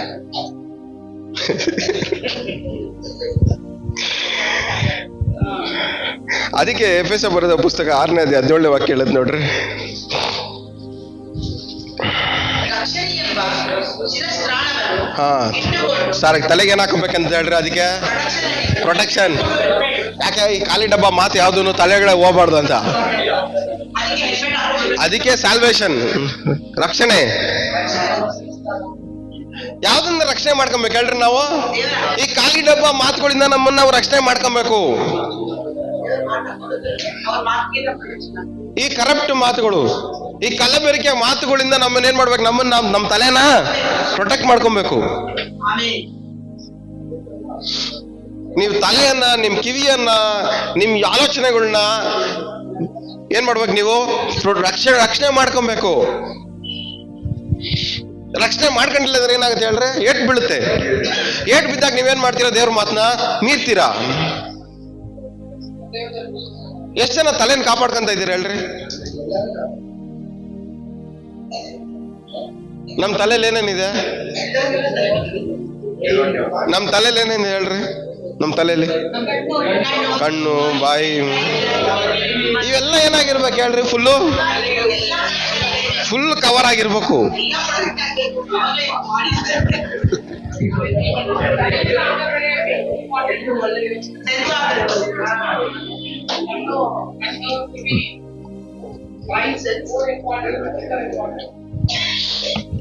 ಸೊ ಕಾಪಾಡ್ಕೊಳ್ಳೋದನ್ನ ಕಲೀರಿ. ಖಾಲಿ ಡಬ್ಬ ಮಾತುಗಳಿಗೆ ಕಿವಿ ಕೊಡ್ಬೇಡ್ರಿ. ಕಲಬೆರಕೆಯ ಮಾತುಗಳಿಗೆ ಕಿವಿ ಕೊಡ್ಬೇಡ್ರಿ. ದೇವರ ಮಾತನ್ನ, ದೇವರ ವಾಕ್ಯವನ್ನ ಮೀರಿ ನಡೆಯುವವರ ಮಾತಿಗೆ ಕಿವಿ ಕೊಡ್ಬೇಡ್ರಿ. ಕಿವಿ ಕೊಟ್ರೆ ನೀವು ಕಳೆದೋಗ್ತೀರ. ಅವ್ರು ಆಲ್ರೆಡಿ ಕಲಬೆರಕೆಯಲ್ಲಿದ್ದಾರೆ. ಅವ್ರ ಮಾತನ್ನ ನಾವು ಕೇಳಿದ್ರೆ ನಾವು ಕಲಬೆರಕೆ ಆಯ್ತೀವಿ. ಅವಾಗ ನಾವು ದೇವ್ರ ಮಾತನ್ನ ಮೀರಿ ನಡೆಯಂಗ ಆಯ್ತೀವಿ.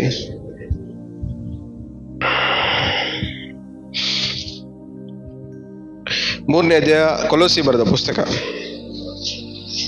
3ನೇ ಅಧ್ಯಾಯ 17ನೇ ವಾಕ್ಯ. ನೀವು ನುಡಿಯಿಂದಾಗಲಿ ಹಾ ನಡೆಯಿಂದಾಗಲಿ ಹಾ ಏನು ಮಾಡಿದರೂ ಹಾ ಅದೆಲ್ಲವನ್ನು ಕರ್ತನಾದ ಯೇಸುವಿನ ಹೆಸರಿನಲ್ಲಿಯೇ ಮಾಡಿರಿ. ಸಾಕು. ಏನಂತೆ? ನೀವು ನಡೆಯಿರಿ, ನಡೆಯಿಂದಾಗಲಿ, ಮಾತಿಂದಾಗಲಿ, ನಿಮ್ಮ ಕ್ರಿಯೆಗಳಿಂದಾಗಲಿ ಏನೇ ಮಾಡಿದ್ರು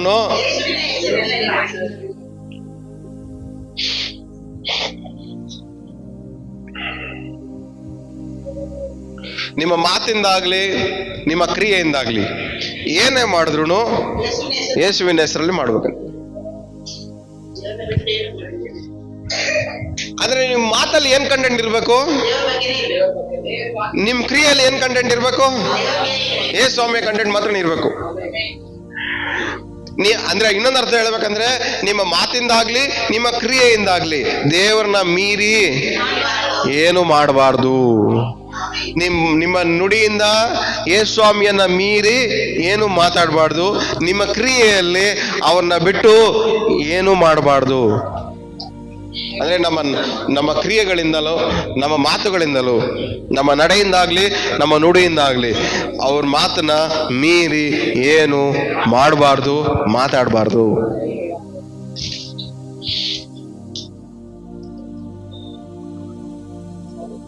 ಯಾವಾಗ್ಲೂ ನಾವು ಒಂದು ಅರ್ಥ ಮಾಡ್ಕೊಳ್ಳಿ, ದೇವರು ಪ್ಲೈನ್ ಆಗಿ ಇಲ್ಲಿ ಬರ್ದಿರೋದನ್ನ ಇದ್ದಂಗೆ ಹೇಳ್ಬಿಟ್ರೆ ನಮಗೆ ರಿಸ್ಕ್ ಇಲ್ಲ. ಇಲ್ಲಿ ಇದ್ದಂಗೆ ಹೇಳ್ಬಿಟ್ರೆ ನಮ್ಗೇನಿಲ್ಲ ಹೇಳಿ, ಪ್ರಾಬ್ಲಮೇ ಇಲ್ಲ ನಮ್ಗೆ. ಅದಕ್ಕೆ ನಾವು ಲೆಕ್ಕ ಕೊಡ್ಬೇಕಾಗಿರೋ ಅವಶ್ಯಕತೆ ಇಲ್ಲ. ಏನ್ ಹೇಳ್ರಿ?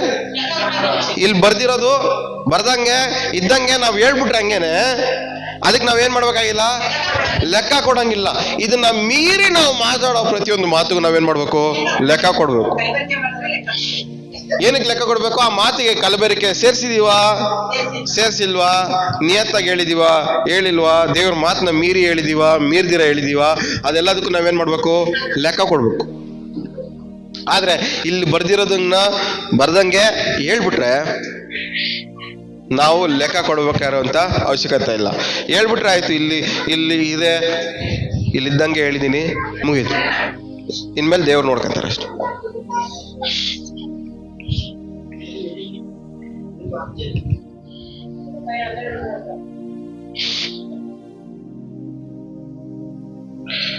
ಒಂದು ತೆಸಲೋನಿಕ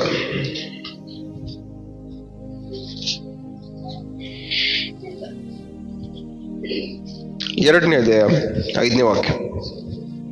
ನಿಮಗೆ ತಿಳಿದಿರುವ ಪ್ರಕಾರ ನಾವು ಎಂದಿಗೂ ಮುಖಸ್ತುತಿಯನ್ನು ಮಾಡುವವರಾಗಿ ಕಾಣಬಂದಿಲ್ಲ ಮತ್ತು ದ್ರವ್ಯಾಶೆಯನ್ನು ಮರೆಮಾಡುವುದಕ್ಕಾಗಿ ವೇಷವನ್ನು ಹಾಕಿಕೊಂಡವರಾಗಿಲ್ಲ. ಇದಕ್ಕೆ ದೇವರೇ ಸಾಕ್ಷಿ. ಏನಂತ? ದೇವರೇ ಸಾಕ್ಷಿ. ಅಂದ್ರೆ ಅವ್ರು ಏನ್ ಅನ್ಕೊಂತಾರೋ ಅಂತ ಹೇಳಿ ಅವ್ರಿಗೆ ಅದಕ್ಕೋಸ್ಕರ ಒಳ್ಳೇದಾಗಿ ಮಾತಾಡೋದು. ಏನ್ ಅನ್ಕೊಂತಾರೋ ಅನ್ಕೊಂಡ ನಾವೇನ್ ಮಾಡ್ತೀವಿ, ಅವ್ರಿಗೆ ಒಳ್ಳೇದಾಗಿ ಮಾತಾಡ್ತೀವಿ. ಅಂದ್ರೆ ಇಲ್ಲಿ ಏನ್ ಹೇಳ್ತಾ ಇದಾರೆ, ಪೌಲ ಹೇಳ್ತಾನೆ, ನಾನು ಯಾವತ್ತೂ ನಿಮ್ಮನ್ಗೆ ಏನ್ ಮಾಡಿಲ್ಲ, ಕಾರಣ ಬಂದಿಲ್ಲ. ಅಂದ್ರೆ ನಿಮಗೆ ಪ್ಯಾಂಪರಿಂಗ್ ನಾನು ಮಾಡಿಲ್ಲ, ನಿಮ್ಮನ್ನ ಹೊಗಳೋದು ಮುದ್ದು ಮಾಡೋದೆಲ್ಲ ನಾನು ಮಾಡಿಲ್ಲ. ಅದಕ್ಕೆ ದೇವರೇ ಸಾಕ್ಷಿ. ಇವತ್ತು ನಾವೇನ್ ಮಾಡ್ತಾ ಇದೀವಿ, ಅವ್ರು ತಪ್ಪು ಮಾಡ್ತವ್ರೆ ಅಂತ ಗೊತ್ತು, ದೇವ್ರ ಮಾತನ್ನ ಮೀರಿ ನಡೀತಾವ್ರ ಅಂತ ಗೊತ್ತು, ಬೇಡದರೋದನ್ನ ಮಾಡ್ತಾವ್ರ ಅಂತ ಗೊತ್ತು, ಕಲಬೆರಕೆ ಮಾಡ್ತಾವ್ರ ಅಂತ ಗೊತ್ತು, ಆದ್ರೂ ನಾವೇನ್ ಮಾಡ್ತೀವಿ, ಮುಖಸ್ತುತಿ. ಬೇಜಾರು ಮಾಡ್ಕೊಂಬಿಟ್ರೆ, ನಮ್ ಜೊತೆ ಮಾತಾಡದೆ ಹೋದ್ರೆ, ಫ್ರೆಂಡ್ಶಿಪ್ ಕಳೆದ ಹೋದ್ರೆ, ನಮ್ಮ ಮನೆಗೆ ಊಟಕ್ಕೆ ಬರದೆ ಹೋದ್ರೆ, ಅವ್ರ ಮನೆಗೆ ನಮ್ಮನ್ನ ಊಟಕ್ಕೆ ಕರೀದೆ ಹೋದ್ರೆ,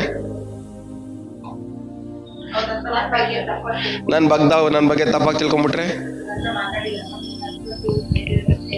ಅವ್ರು ನಮಗೆ ಕಾಣಿಕೆ ಕೊಡದೆ ಹೋದ್ರೆ,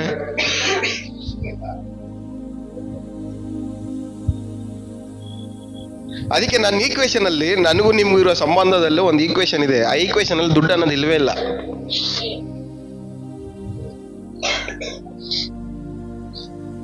ಅದ್ರಲ್ಲಿ ಬಾಂಡಿಂಗ್ ಅಲ್ಲಿ ಏನಿಲ್ಲ, ಮನಿ ಅನ್ನೋದಿಲ್ಲ.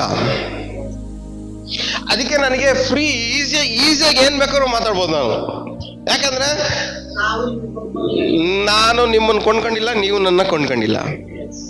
ನನಗೂ ನಿಮ್ಗೂ ಸಂಬಂಧದಲ್ಲಿ ಮಧ್ಯದಲ್ಲಿ ದೇವ್ರ ಮಾತು ವಾಕ್ಯ ಮಾತ್ರನೇ ಇರೋದು. ಅದಕ್ಕೆ ದೇವ್ರ ಮಾತ್ರನೇ ಸಾಕ್ಷಿ. ಅದಕ್ಕೆ ಈಸಿ ನನಗೆ, ನಿಮ್ಗೆ ಏನ್ ಬೇಕಾದ್ರೆ ಹೇಳಕ್ ನನ್ಗೆ ಈಸಿ. ಯಾಕಂದ್ರೆ ನಿಮ್ಮ ಹತ್ರ ನಾನು ತಗೊಳ್ಳೋದು ಏನಿಲ್ಲ, ಕೊಡೋದು ಏನೂ ಇಲ್ಲ.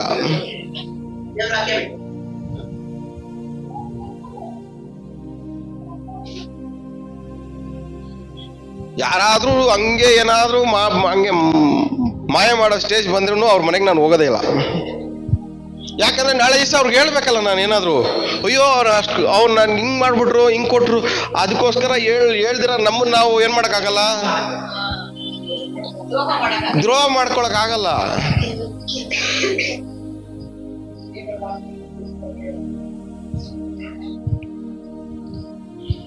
ಅದಕ್ಕೆ ಪೌಲ ಹೇಳ್ತಾನೆ, ನಾವು ಏನ್ ಮಾಡಿಲ್ಲ ಅಂತೆ, ಮುಖಸ್ತುತಿ ಮಾಡಿಲ್ಲ, ಆಮೇಲೆ ದ್ರವ್ಯ ಆಶೆಯನ್ನು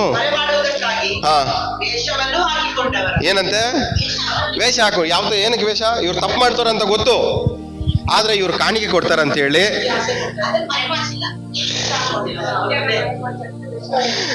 ಅಂದ್ರೆ ಅವ್ರು ಮಾಡ್ತಾರ ತಪ್ಪನ ಮರೆಮಾಚಿ ಅವ್ರನ್ನ ಹೊಗಳಕ್ಕೆ ನಾನೇನ್ ಮಾಡಿಲ್ಲ, ವೇಷ ಹಾಕೊಂಡಿಲ್ಲ.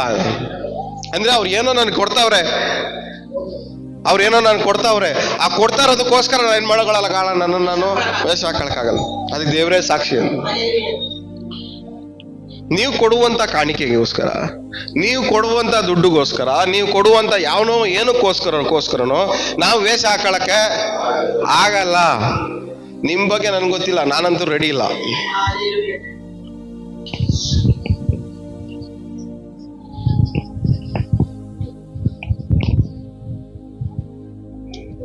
ಪಕ್ಕದಲ್ಲಿ ಮುಖ ನೋಡ್ಕೊಂಡು ಹೇಳಿ, ಎಷ್ಟು ವೇಷ ಹಾಕೊಂಡಿದ್ದೀರಾ ಈ ತರ ಇಷ್ಟು ದಿವಸ?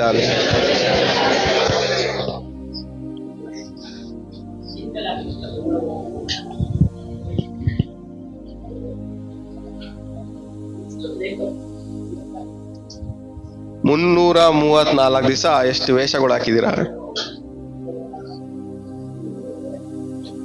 ಕೇಳ್ರಿ, ಪಕ್ಕದಲ್ಲಿರೋ ಒಂದೆರಡು ಮೂರು ಸರಿ ಕೇಳ್ರಿ.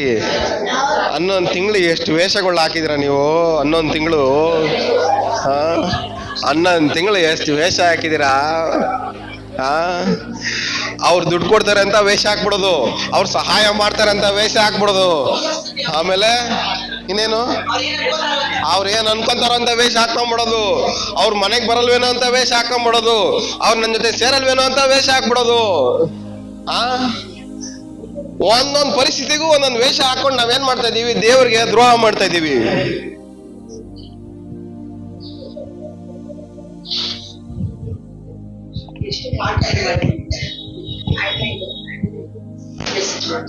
ಇವಾಗ ನಾವು ಈ ಪರಿಸ್ಥಿತಿಯಲ್ಲಿ ಇದ್ಕೊಂಡು ದೇವ್ರ ನನ್ನ ಹತ್ರ ಮಾತಾಡು ಅಂದ್ರೆ ದೇವ್ರು ಏನಂತ ಮಾತಾಡ್ಬೇಕು ನಿಮ್ಮ ಹತ್ರ? ಹೇಳ್ರಿ ಹೋಲಿ, ಹೇಳ್ರಿ, ದೇವ್ರು ನಿಮ್ಮ ಹತ್ರ ಏನಂತ ಮಾತಾಡ್ಬೇಕು ಹೋಲಿ? ಏನ್ ಮಾತಾಡ್ಬೇಕು ಮತ್ತೆ ದೇವ್ರು? ಇಂಥವ್ರ ಹತ್ರ ದೇವ್ರು ಏನ್ ಮಾತಾಡ್ತಾರೆ ಹೇಳ್ರಿ? ಇಂಥವ್ರು ಬಂದು ದೇವ್ರು ನನ್ನ ಹತ್ರ ಮಾತಾಡ್ತಾರೆ ಅಂದ್ರೆ ಏನಂತ ಮಾತಾಡಿರ್ಬೋದಂದ್ರೆ ಯೋಚನೆ ಮಾಡ್ಕೊಳ್ರಿ ಹೋಲಿ.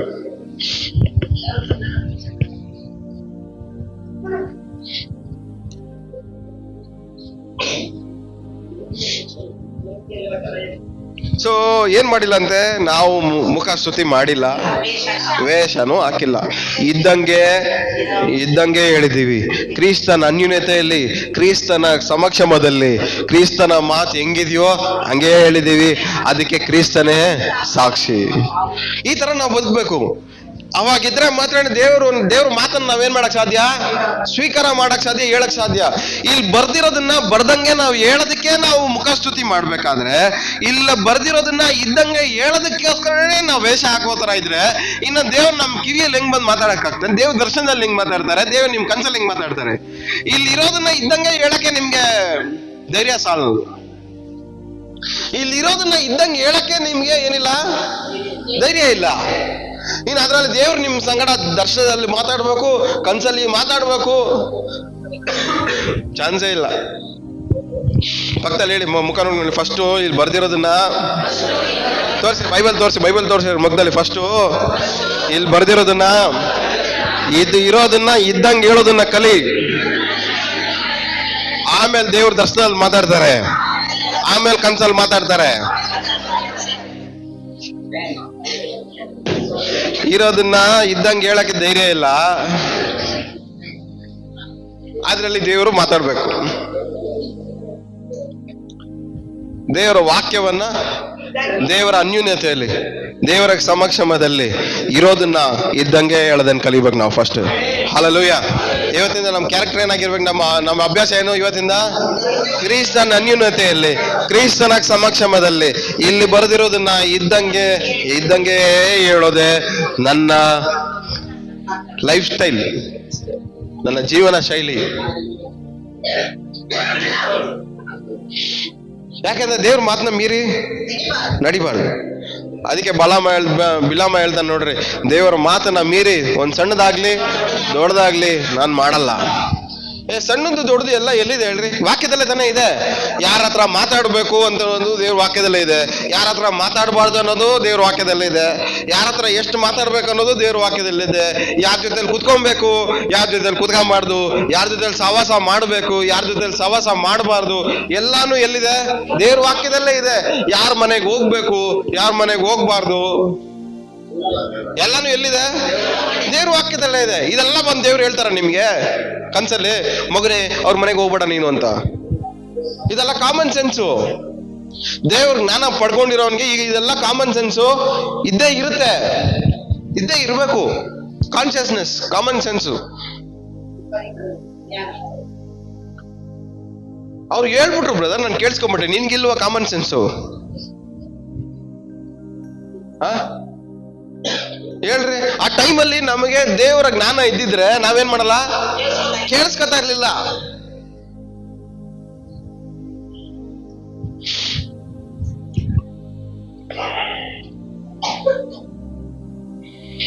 ಒಂದು ಥೆಸಲೋನಿಕ 2ನೇ ಅಧ್ಯಾಯ 13ನೇ ವಾಕ್ಯ.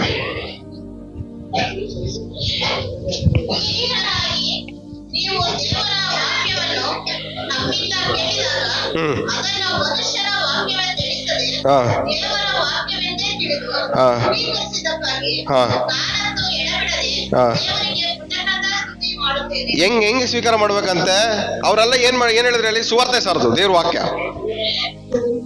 ಇವಾಗ ಎಲ್ಲ ಕೈ ಬೈಬಲ್ ಅಷ್ಟು ಜನ ಹತ್ರ ಇದೆ, ಎಲ್ಲ ಕೈಯಲ್ಲಿ ಇಟ್ಕೊಳ್ಳಿ. ಇದನ್ನ ನಾವ್ ಹೆಂಗ್ ತಗೊಬೇಕು, ಹೆಂಗ್ ಸ್ವೀಕಾರ ಮಾಡ್ಬೇಕು? ಇದನ್ನ ಮನುಷ್ಯರ ಮಾತಲ್ಲ, ದೇವರ ಮಾತು ಅಂದೇನೆ ನಾವೇನ್ ಮಾಡ್ಬೇಕು? ಇದನ್ನ ಇವತ್ತಿಂದ ಸ್ವೀಕಾರ ಮಾಡ್ಬೇಕು. ದೇವರ ಮಾತನ್ನ ಮೀರಿ ಸಣ್ಣದಾಗ್ಲಿ ದೊಡ್ಡದಾಗ್ಲಿ ಮಾಡಬಾರ್ದು. ಇದನ್ನ ದೇವ್ರ ಮಾತಂತಾನೆ ತಿಳ್ಕೊಬೇಕು, ನಾವು ಸ್ವೀಕಾರ ಮಾಡ್ಬೇಕು. ಅದರಲ್ಲಿರೋನೇ ನಮಗಿರುವಂತ ಆಶೀರ್ವಾದ. 1 ತಿಮೋಥಿ 4ನೇ ಅಧ್ಯಾಯ 5ನೇ ವಾಕ್ಯ.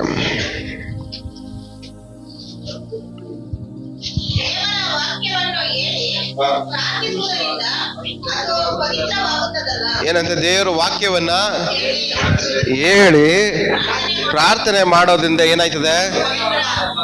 ಪವಿತ್ರವಾಗದು.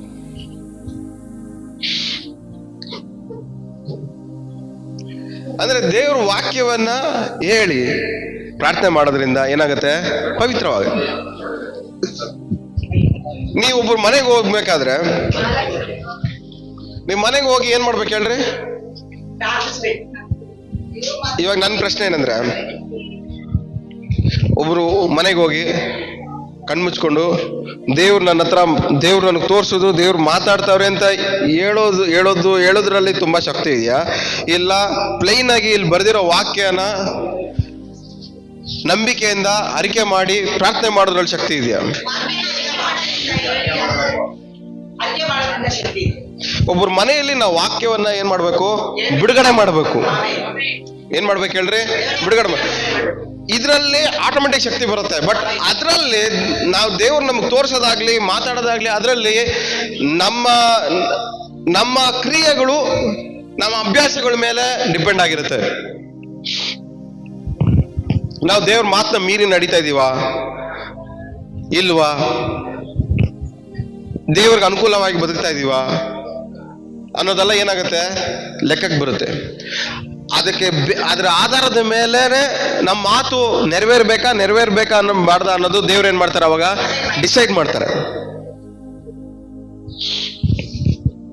ಆದ್ರೆ ಇಲ್ಲಿ ದೇವ್ರ ವಾಕ್ಯ ಹೆಂಗಿದೆ ಅಂದ್ರೆ, ದೇವ್ರ ವಾಕ್ಯನೇ ಸತ್ಯ, ದೇವ್ರ ವಾಕ್ಯನೇ ಜೀವ, ದೇವ್ರ ವಾಕ್ಯನೇ ಮಾರ್ಗ. ಇಲ್ಲಿ ವಾಕ್ಯನ ನಾವು ಬಿಡುಗಡೆ ಮಾಡಿ ಪ್ರಾರ್ಥನೆ ಮಾಡ್ಬೇಕಾದ್ರೆ ಅಲ್ಲೇನಾಗತ್ತೆ? ಬಿಡುಗಡೆ ನಡೆಯುತ್ತೆ. ಹಲ್ಲೆಲೂಯಾ. ಸೊ ನಾವು ಯಾವ್ದಕ್ಕೆ ಪ್ರಾಮುಖ್ಯತೆ ಕೊಡ್ಬೇಕು ಹೇಳ್ರಿ?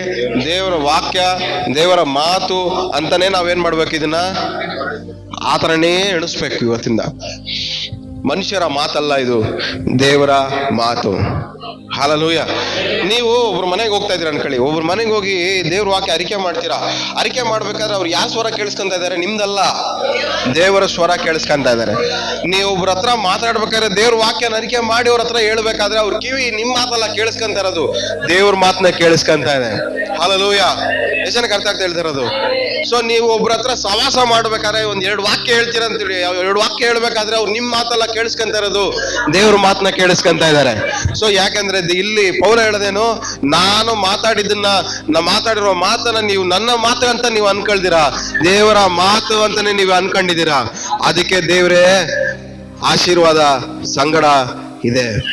ಹಲ್ಲೆಲೂಯಾ. ಸೊ ಇವತ್ತು ನಾವು ಮಾತಾಡೋದೆಲ್ಲಾನು ನಮ್ಮ ಮಾತಾಗಿರ್ಬಾರ್ದು. 100% ಯಾವಾಗ ದೇವ್ರ ಮಾತಾಗತ್ತೆ ಅಂದ್ರೆ, ನಾವು ದೇವ್ರ ಮಾತನ್ನ ಮೀರ್ದಿರಾ ಒಂದ್ ಚಿಕ್ಕದಾಗ್ಲಿ ದೊಡ್ಡದಾಗ್ಲಿ ಮಾಡ್ದಿರೋ ಸ್ಟೇಜಲ್ಲಿ ನಾವು ಬರ್ಬೇಕಾದ್ರೆ ಅವಾಗ ದೇವ್ರ ಮಾತಾಡಕ್ ಸ್ಟಾರ್ಟ್ ಮಾಡ್ತಾರೆ ನಮ್ಮ ಬಾಯಲ್ಲಿ.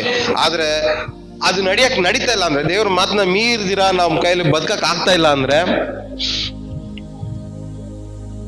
ಬೇಸಿಕ್ ಫೌಂಡೇಶನ್ಗೆ ವಾಪಸ್ ಬಂದ್ಬಿಡ್ಬೇಕು. ನಾವು ಏನ್ ಮಾಡ್ಬೇಕಲ್ಲಿ?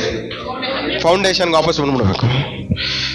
ದೇವ್ರ ಮಾತನ್ನ ಮೀರ್ತಾ ಇದ್ದೀನಿ, ಕಷ್ಟಪಡ್ತಾ ಇದ್ದೀನಿ, ಮೀರ್ದಿರಾ ನನ್ನ ಕೈಯಲ್ಲಿ ಬದುಕಕ್ಕೆ ಆಗ್ತಾ ಇಲ್ಲ ಅಂತ ನೀವು ಒಂದ್ ವೇಳೆ ನಿಮ್ಗೆ ಅನ್ನಿಸ್ಬಿಟ್ರೆ ಮತ್ತೆ ಎಲ್ಲಿಗೆ ಬಂದ್ಬಿಡ್ರಿ? ವಾಪಸ್ಸು ಫೌಂಡೇಶನ್, ಬೇಸಿಕ್ ಬಂದ್ಬಿಡ್ರಿ.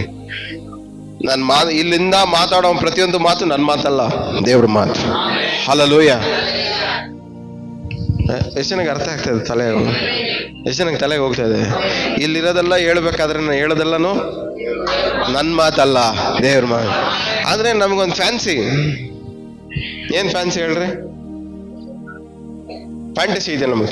ಫ್ಯಾನ್ಸಿ ಆಗಿರ್ಬೇಕು ನಮ್ಗೆಲ್ಲಾನು. ಫ್ಯಾನ್ಸಿ ಕಲ್ತ್ಬಿಟ್ಟಿದೀವಿ ಹೊರಗಡೆಯಿಂದ ಎಲ್ಲ ನೋಡಿ ನೋಡಿ ದೇವ್ರು ಮಾತಾಡ್ತವ್ರೆ ಅಂತ ಹೇಳಿದ್ರು.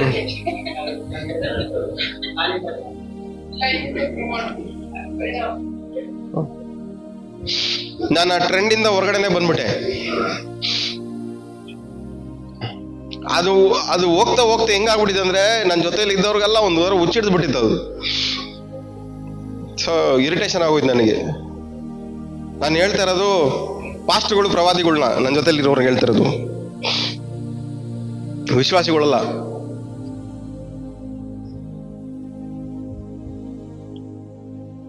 ಅವ್ರಿಗೆ ಯಾವ ವಿಷಯದಲ್ಲಿ ದೇವ್ರನ್ನ ಮೀರ್ತವ್ರ ಅಂತ ಗೊತ್ತು, ಆದ್ರೂ ಕ್ವಶನ್ ಮಾರ್ಕು. ಇವ್ರ ಮಾತನ್ನ ಅಕ್ಸೆಪ್ಟ್ ಮಾಡ್ಬೇಕಾ ಮಾಡಬಾರ್ದಾ, ಸೀರಿಯಸ್ ಆಗಿ ತಗೋಬೇಕಾ ಇಲ್ಲ ಕಾಮಿಡಿಯಾಗಿ ತಗೋಬೇಕಾ, ಒಂಥರ ಕನ್ಫ್ಯೂಷನ್.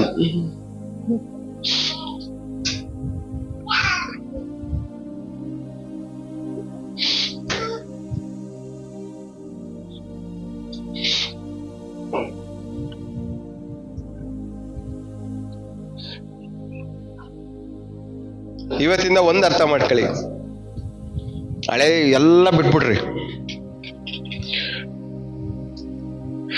ಇಲ್ಲಿಂದ ಮಾತಾಡೋ ಪ್ರತಿಯೊಂದು ಮಾತು ದೇವ್ರ ಮಾತೆ. ಹಲ್ಲೆಲೂಯಾ. ಇವತ್ತಿಂದ ನಮ್ದು ಈ ಮಾತೆ ನನ್ನ ಮಾತು ಎಲ್ಲ ಹೇಳಿ. ಇಲ್ಲಿ ಬರ್ದಿರೋ ಪ್ರತಿಯೊಂದು ಮಾತುನೇ ನನ್ನ ಮಾತು. ಇಲ್ಲಿ ಬರ್ದಿರೋ ಎಲ್ಲಾ ಮಾತುನು ನನ್ನ ಮಾತು. ಇದರಿಂದ ಮಾತಾಡೋ ಪ್ರತಿಯೊಂದು ಮಾತುನು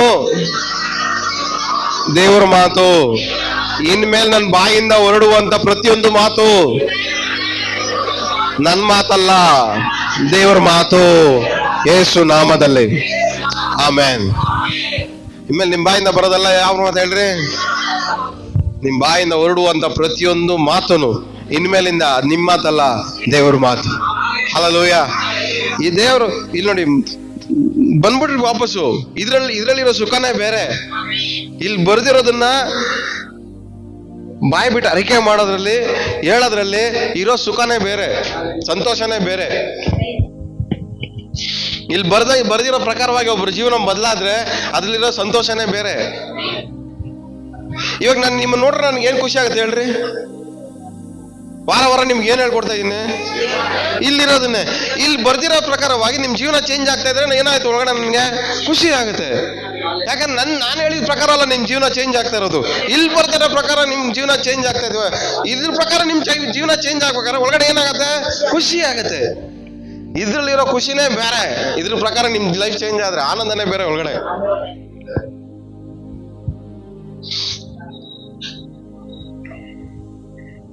ಇನ್ನೊಂದ್ಸರಿ ಮುಂದೆ ಹೋಗೋಣ. ಬೇರೆ ಇನ್ನೊಂದು ವಾಕ್ಯ ಓದ್ಕೊಳ್ಳೋಣ.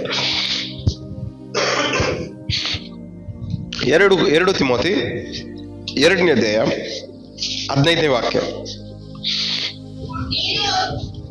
ನೀನು ದೇವರ ದೃಷ್ಟಿಗೆ ಯೋಗ್ಯನಾಗಿ ಕಾಣಿಸಿಕೊಳ್ಳುವುದಕ್ಕೆ ಪ್ರಯಾಸ ಪಡು. ಅವಮಾನಕ್ಕೆ ಗುರಿಯಾಗದ ಕೆಲಸದವನು, ಸತ್ಯವಾಕ್ಯವನ್ನು ಸರಿಯಾಗಿ ಉಪದೇಶಿಸುವವನು ಆಗಿರು. ಏನಂತೆ? ಎಷ್ಟು ಚೆನ್ನಾಗಿ ಸಿಕ್ಕಿದೆ ವಾಕ್ಯ? ಎಲ್ಲರೂ ಸಿಕ್ಕಿದ್ಯಾ? ಎಲ್ಲರೂ ಸಿಕ್ಕಿದ್ಯಾ? ಎಲ್ಲರೂ ಸೇರಿ ಓದಿ ಒಂದ್ಸರಿ.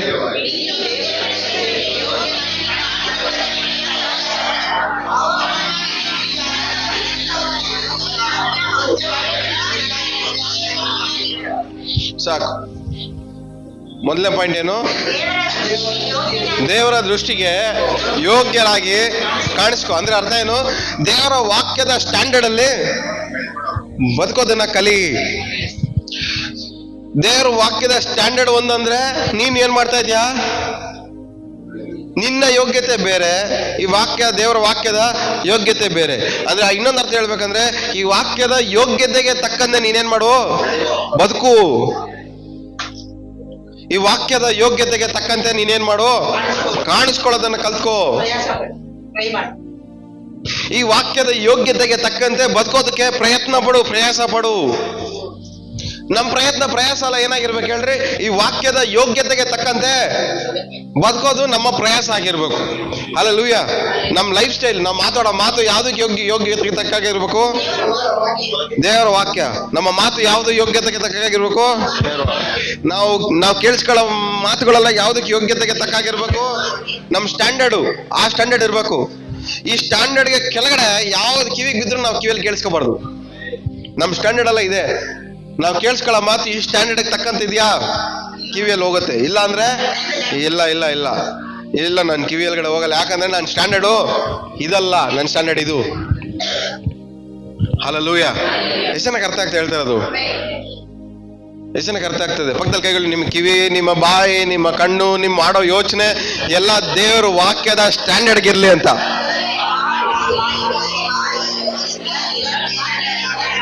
ಆ ಸ್ಟ್ಯಾಂಡರ್ಡ್ ಗಿಲ್ದಿರೋ ಮಾತುಗಳನ್ನ ಯಾವ್ದು ಕೇಳಿಸ್ಕೊಂಬೇಡ್ರಿ. ಆ ಸ್ಟ್ಯಾಂಡರ್ಡ್ಗೆ ಈಕ್ವಲ್ ಆಗಿ ಇಲ್ದಿರೋ ಮಾತನ್ನ ಯಾವ್ದು ಯೋಚನೆ ಮಾಡಬೇಡ್ರಿ. ಆ ಸ್ಟ್ಯಾಂಡರ್ಡ್ ಈಕ್ವಲ್ ಆಗಿ ಇಲ್ದಿರೋ ಮಾತು ಯಾವ್ದನ್ನು ಬಾಯಿ ಬಿಟ್ಟು ಮಾತಾಡ್ಬೇಡ್ರಿ.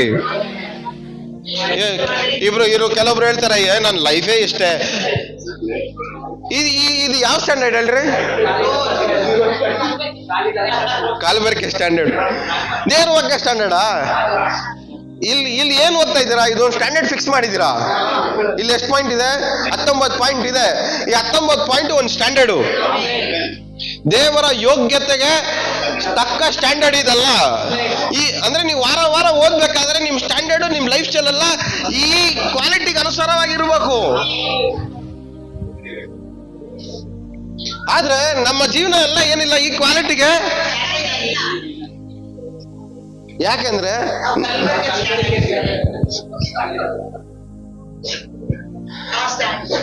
ಒಂದೊಂದು ಪಾಯಿಂಟ್, ಒಂದೊಂದು ಸ್ಟ್ಯಾಂಡರ್ಡ್, ಒಂದೊಂದು ದೇವ್ರ ವಾಕ್ಯದ ಒಂದು ಸ್ಟ್ಯಾಂಡರ್ಡ್. ಈ ಸ್ಟ್ಯಾಂಡರ್ಡ್, ಈ ಲೆವೆಲ್ಗಿಂತ ಒಂದ್ ಕೆಳಗಡೆ ನಾವು ಇರಬಾರ್ದು. ಇದ್ರೊಂದೇ ನೋಡಿ, ಕ್ರಿಸ್ತ ಯೇಸುವಿನಲ್ಲಿ ನಾನು ಪೂರ್ಣ ಜಯಶಾಲಿ ಆಗಿದ್ದೇನೆ. ನಿಜವಾಗ್ಲು ನಮ್ ಸ್ಟ್ಯಾಂಡರ್ಡ್ ಏನು? ನಮ್ ಸ್ಟ್ಯಾಂಡರ್ಡ್ ಏನು? ಜಯಶಾಲಿ ಆಗಿರ್ಬೇಕು ಅಂತ. ಆದ್ರೆ ಕಿವಿಯಲ್ಲಿ ಕೇಳಿಸ್ಕೊಳ್ಳೋದು, ಬಾಯಲ್ಲಿ ಮಾತಾಡೋದು, ಮೈಂಡಲ್ಲಿ ಯೋಚನೆ ಮಾಡೋದು ಎಲ್ಲ ಯಾವುದು? ಜಯಶಾಲಿನಾ? ನೀವು ಕಿವಿಯಲ್ಲಿ ಕೇಳಿಸ್ಕೊಳ್ಳೋದು, ಬಾಯಲ್ಲಿ ಮಾತಾಡೋದು, ಯೋಚನೆ ಮಾಡೋದೆಲ್ಲ ಬೇರೆ. ಆದ್ರೆ ವಾಕ್ಯದ ಸ್ಟ್ಯಾಂಡರ್ಡ್ ಇದು. ಆದ್ರೆ ನಾವು ಕೇಳಿಸ್ಕೊಳ್ಳೋದೆಲ್ಲ ಸ್ಟ್ಯಾಂಡರ್ಡ್ ಬೇರೆ. ನಾವು ಬದುಕಿರೋ ಲೆವೆಲ್ ಬೇರೆ, ದೇವ್ರು ನಮಗೆ ಫಿಕ್ಸ್ ಮಾಡಿರೋ ಲೆವೆಲ್ ಬೇರೆ. ಎಷ್ಟು ಜನಕ್ಕೆ ಅರ್ಥ ಆಗ್ತಾ ಹೇಳ್ತಿರೋದು? ಇವತ್ತಿಂದ ದೇವರ ವಾಕ್ಯದ ಲೆವೆಲ್ಗೆ ತಕ್ಕಂತೆ ನಮ್ಮ ಜೀವನಗಳು ಬದಲಾಗ್ಲಿ. ಹಲ್ಲೆಲೂಯಾ. ಈ ಲೆವೆಲ್ ಬಿಟ್ಟು ನಾವೇನ್ ಮಾಡಬಾರ್ದು? ಕೆಳಗಡೆ ಬರಲೇಬಾರ್ದು. ದೇವರು ಒಂದು ಲೆವೆಲ್ ನಮಗೆ ಫಿಕ್ಸ್ ಮಾಡಿ ಇಟ್ಟಿದ್ದಾರೆ. ಅದೇ ಲೆವೆಲ್ ಕ್ರಿಸ್ತನಲ್ಲಿ ನಮಗೆ ಅದೇ ಲೆವೆಲ್. ಹಲ್ಲೆಲೂಯಾ. ಆ ವಾಕ್ಯ ಇನ್ನೊಂದ್ಸರಿ ಓದಿ, ಮುಂದೆ ಮುಂದೆ. ದೇವರ ದೃಷ್ಟಿಗೆ ನೀನೇನ್ ಮಾಡ್ಬೇಕು? ಯೋಗ್ಯ ನಾಯಕ. ಇವತ್ತಿಂದ ನಾವೇನ್ ಮಾಡ್ಬೇಕು ಹೇಳ್ರಿ? ದೇವರ ದೃಷ್ಟಿಗೆ ಯೋಗ್ಯರಾಗಿ ಕಾಣಿಸ್ಕೊಬೇಕು. ಸೊ ಯೋಗ್ಯರಾಗಿ ಹೆಂಗ್ ಕಾಣಿಸ್ಕೊಳಕ್ ಸಾಧ್ಯ? ದೇವರ ಮಾತನ್ನ ಮೀರಿದ್ರೆ ದೇವರ ವಾಕ್ಯ, ದೇವರ ದೃಷ್ಟಿಯಲ್ಲಿ ಯೋಗ್ಯರಾಗಿ ಕಾಣಿಸ್ಕೊಳಕ್ ಆಗತ್ತಾ? ಇಲ್ಲ. ದೇವರ ಮಾತನ್ನ ಹಿಂಬಾಲಿಸುವವನು ಮಾತ್ರನೇ ದೇವರ ದೃಷ್ಟಿಯಲ್ಲಿ ಯೋಗ್ಯನಾಗಿ ಕಾಣಿಸ್ಕೊಂತಾನೆ. ಹಲ್ಲೆಲೂಯಾ.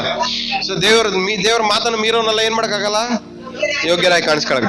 ಸೊ ಇವತ್ತು ನಾವೇನ್ ಮಾಡ್ಬೇಕು? ದೇವರ ದೃಷ್ಟಿಯಲ್ಲಿ ದೇವರ ವಾಕ್ಯಕ್ಕೆ ಅನುಸಾರವಾಗಿ ನಾವು ಯೋಗ್ಯರಾಗಿ ಕಾಣಿಸ್ಕೊಬೇಕು. ಆಮೇಲೆ ಎರಡನೇದು,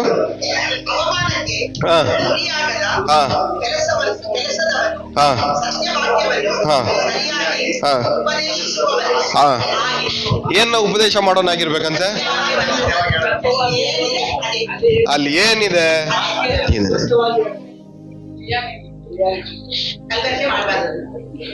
ಕಳ್ಳನ್ಗೆ ಹೋಗಿ ದೇವರ ವಾಗ್ದಾನದ ಆಶೀರ್ವಾದಗಳು ಹೇಳ್ಬಾರ್ದು. ಮೋಸ ಮಾಡೋನ್ಗೆ ಹೋಗಿ ದೇವ್ರು ನಿನ್ನ ಅಭಿವೃದ್ಧಿ ಮಾಡ್ತೇನಂತ ಹೇಳ್ಬಾರ್ದು. ಸುಳ್ಳು ಹೇಳೋನ್ಗೆ ಹೋಗಿ ದೇವ್ರು ನಿನ್ನ ಕಾಪಾಡ್ತಾನೆ ಅಂತ ಹೇಳ್ಬಾರ್ದು. ಮೋಸ ಮಾಡೋನ್ಗೆ ಹೋಗಿ ದೇವ್ರು ನಿನ್ಗೆ ಆಸ್ತಿ ಐಶ್ವರ್ಯಗಳನ್ನ ಜಾಸ್ತಿಯಾಗಿ ಕೊಡ್ತಾರೆ ಅಂತ ಹೇಳ್ಬಾರ್ದು.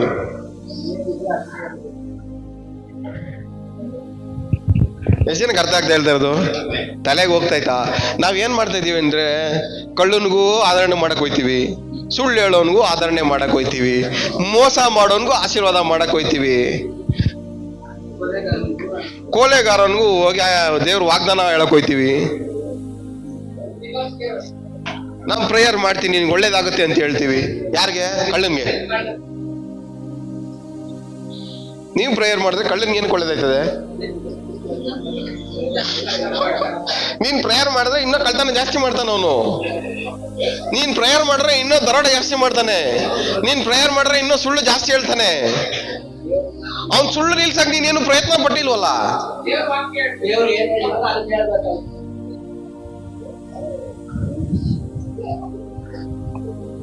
ಕಳ್ಳನ್ಗೆ ಆಶೀರ್ವಾದ ಮಾಡ್ತೀರಾ? ಹಾ, ಕಳ್ಳರಿಗೆ, ಮೋಸಗಾರರಿಗೆ, ವಂಚಕರಿಗೆ, ಹಾ, ಇಷ್ಟ ಬಂದಂಗೆ ಬದುಕೋರ್ಗೆ, ಇವ್ರಿಗೆಲ್ಲ ಆಶೀರ್ವಾದ ಎಲ್ಲ ಬೇಕಾಗಿರೋದು. ಅದಕ್ಕೆ ಹೇಳ್ತಾರದು, ವಾಕ್ಯವನ್ನ ಏನ್ ಮಾಡ್ಬೇಕು ನೀವು? ಸರಿಯಾಗಿ ಬೋಧಿಸುವವರಾಗಿರ್ಬೇಕು, ಉಪದೇಶ ಮಾಡೋರಾಗಿರ್ಬೇಕು. ಸರಿಯಾಗಿ ಉಪದೇಶ ಮಾಡೋದಂದ್ರೆ ಏನು? ಕಳ್ಳನ್ಗೆ ಯಾವ ಉಪದೇಶ ಬೇಕೋ ಕಳ್ಳನ್ಗೆ ಅದೇ ಉಪದೇಶನೇ ಮಾಡ್ಬೇಕು. ಸುಳ್ಳು ಹೇಳೋವನಿಗೆ ಯಾವ ಉಪದೇಶ ಮಾಡ್ಬೇಕು ಅದೇ ಉಪದೇಶನೇ ಮಾಡ್ಬೇಕು. ಮೋಸ ಮಾಡೋನ್ಗೆ ಯಾವ ಉಪದೇಶ ಮಾಡ್ಬೇಕು ಅದೇ ಉಪದೇಶನೇ ಮಾಡ್ಬೇಕು. ದೇವ್ರ ವಾಕ್ಯನ ಮೀರಿ ನಡೆಯೋನ್ಗೆ ಯಾವ ಉಪದೇಶ ಮಾಡ್ಬೇಕು ಅದೇ ಉಪದೇಶನೇ ಮಾಡ್ಬೇಕು. ಇದನ್ನ ಅದಕ್ಕೆ ಕಲಬೆರಕೆ ಮಾಡಬಾರ್ದು. ಸತ್ಯ ವಾಕ್ಯವನ್ನ ಸರಿಯಾಗಿ ಉಪದೇಶ ಮಾಡಬೇಕು.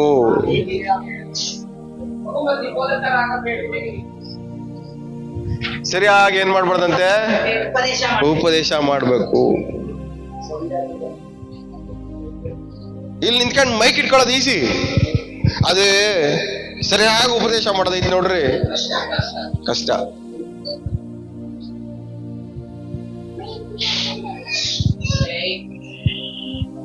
ಬೋಧಕರಾಗೋದು ಈಸಿ, ಆದ್ರೆ ಸರಿಯಾಗಿ ಉಪದೇಶ ಮಾಡೋದು ಕಷ್ಟ. ಹಾ, ಅದು ಬೋಧಕರಾಗೋದು ಈಸಿ, ಸರಿಯಾದ ಬೋಧಕರಾಗೋದು ಕಷ್ಟ.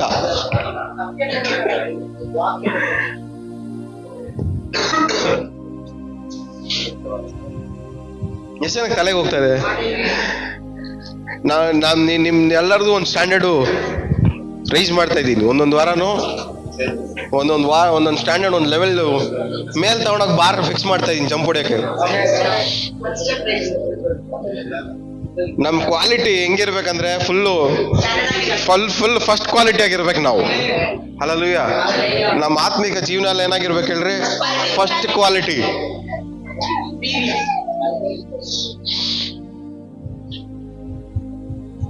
ಸೊ ದೇವರ ವಾಕ್ಯವನ್ನ ಸರಿಯಾಗಿ ಉಪದೇಶ ಮಾಡೋರಾಗಿರ್ಬೇಕು. ಕಳ್ಳ ಬಂದ್ರೆ ಹೆಂಗ್ ಹೇಳ್ಬೇಕು?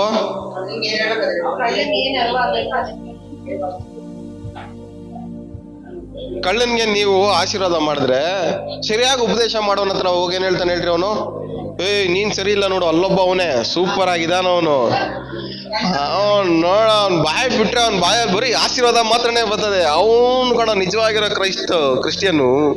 ನೀನ್ ನೋಡ್ರಿ ಯಾವಾಗಲೂ ಬೈತಾ ಇರ್ತೀಯ. ನೀನ್ ಯಾರೋ ಕಳ್ಳನ್ ಮಗ ನೀನಂತ ಅವ್ನ್ ಬೈಕಂತಾನೆ, ಸರಿಯಾಗಿರೋನ್ ನೋಡ್ಕೊಂಡು.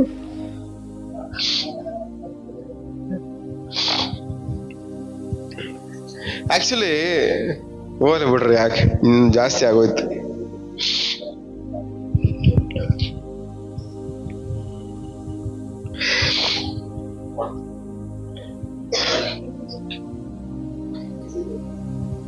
ಮುಂದೆ ಓದೋಣ ಒಂದು ಸ್ವಲ್ಪ.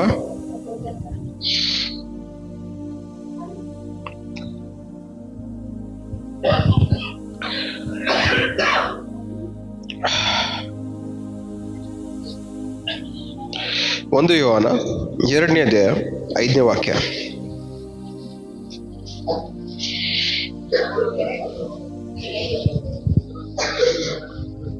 ಒಂದು ಯೋಹಾನ ಕೈಗೊಂಡು ನಡೆದರೆ ಅವನಲ್ಲಿ ನಿಜವಾಗಿ ದೇವರ ಮೇಲಣ ಪ್ರೀತಿಯು ಪರಿಪೂರ್ಣವಾಗಿದೆ.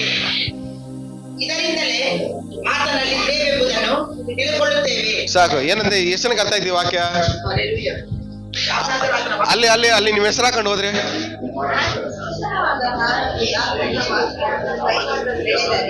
ನಿಜವಾಗಿಯೂ ದೇವರ ಮೇಲನ ಪ್ರೀತಿ ನನ್ನಲ್ಲಿ ಪರಿಪೂರ್ಣವಾಗಿರುತ್ತದೆ. ಇದರಿಂದಲೇ ಆತನಲ್ಲಿ ಇದ್ದೇವೆಂಬುದನ್ನು ನಾನು ತಿಳಿಸಿಕೊಳ್ಳುತ್ತೇನೆ. ಎಷ್ಟು ಜನಕ್ಕೆ ಅರ್ಥ ಆಯ್ತು? ಎಷ್ಟು ಜನಕ್ಕೆ ಅರ್ಥ ಆಯ್ತು?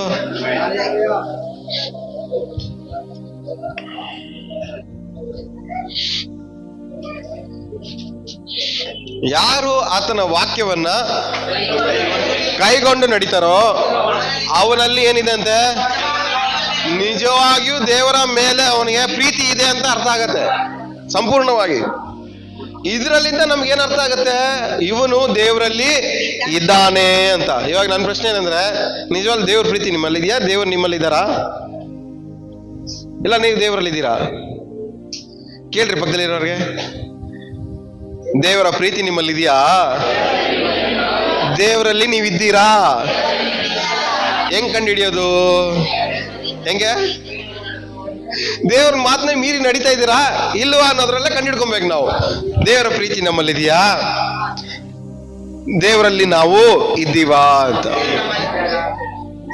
ಸೊ ಇವಾಗ ನನ್ನ ಪ್ರಶ್ನೆ ಅಂದ್ರೆ, ದೇವ್ರ ಮಾತನ್ನ ಮೀರಿ ನಡೆಯೋರಲ್ಲಿ ಏನಿಲ್ಲ? ದೇವರ ಪ್ರೀತಿ ಇಲ್ಲ, ದೇವರಲ್ಲಿ ಅವರು ಇಲ್ಲ.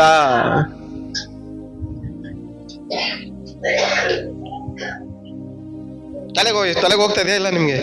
ದೇವರ ಮಾತನ್ನ ಮೀರಿ ನಡೆಯೋರಲ್ಲಿ ಏನಿಲ್ಲ? ದೇವರ ಪ್ರೀತಿ ಇಲ್ಲ. ದೇವರ ಮಾತನ್ನ ಮೀರಿ ನಡೆಯೋರು ಎಲ್ಲಿಲ್ಲ? ಅವರು ದೇವರಲ್ಲೇ ಇಲ್ಲ.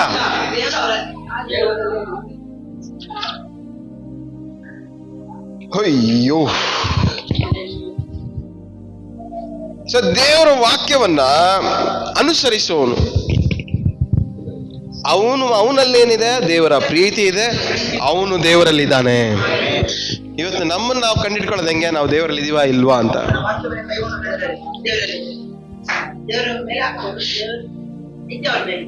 ಹೆಂಗ್ ಕಂಡಿಡಿಯೋದು? ಪಕ್ಕದಲ್ಲಿ ಕೈ ಕೊಟ್ಟು ಹೇಳ್ರಿ. ನೀವು ಪ್ರತಿಯೊಂದು ಸಾರಿ ದೇವರ ಮಾತು ಮೀರಿ ನಡೆದಾಗಲ್ಲ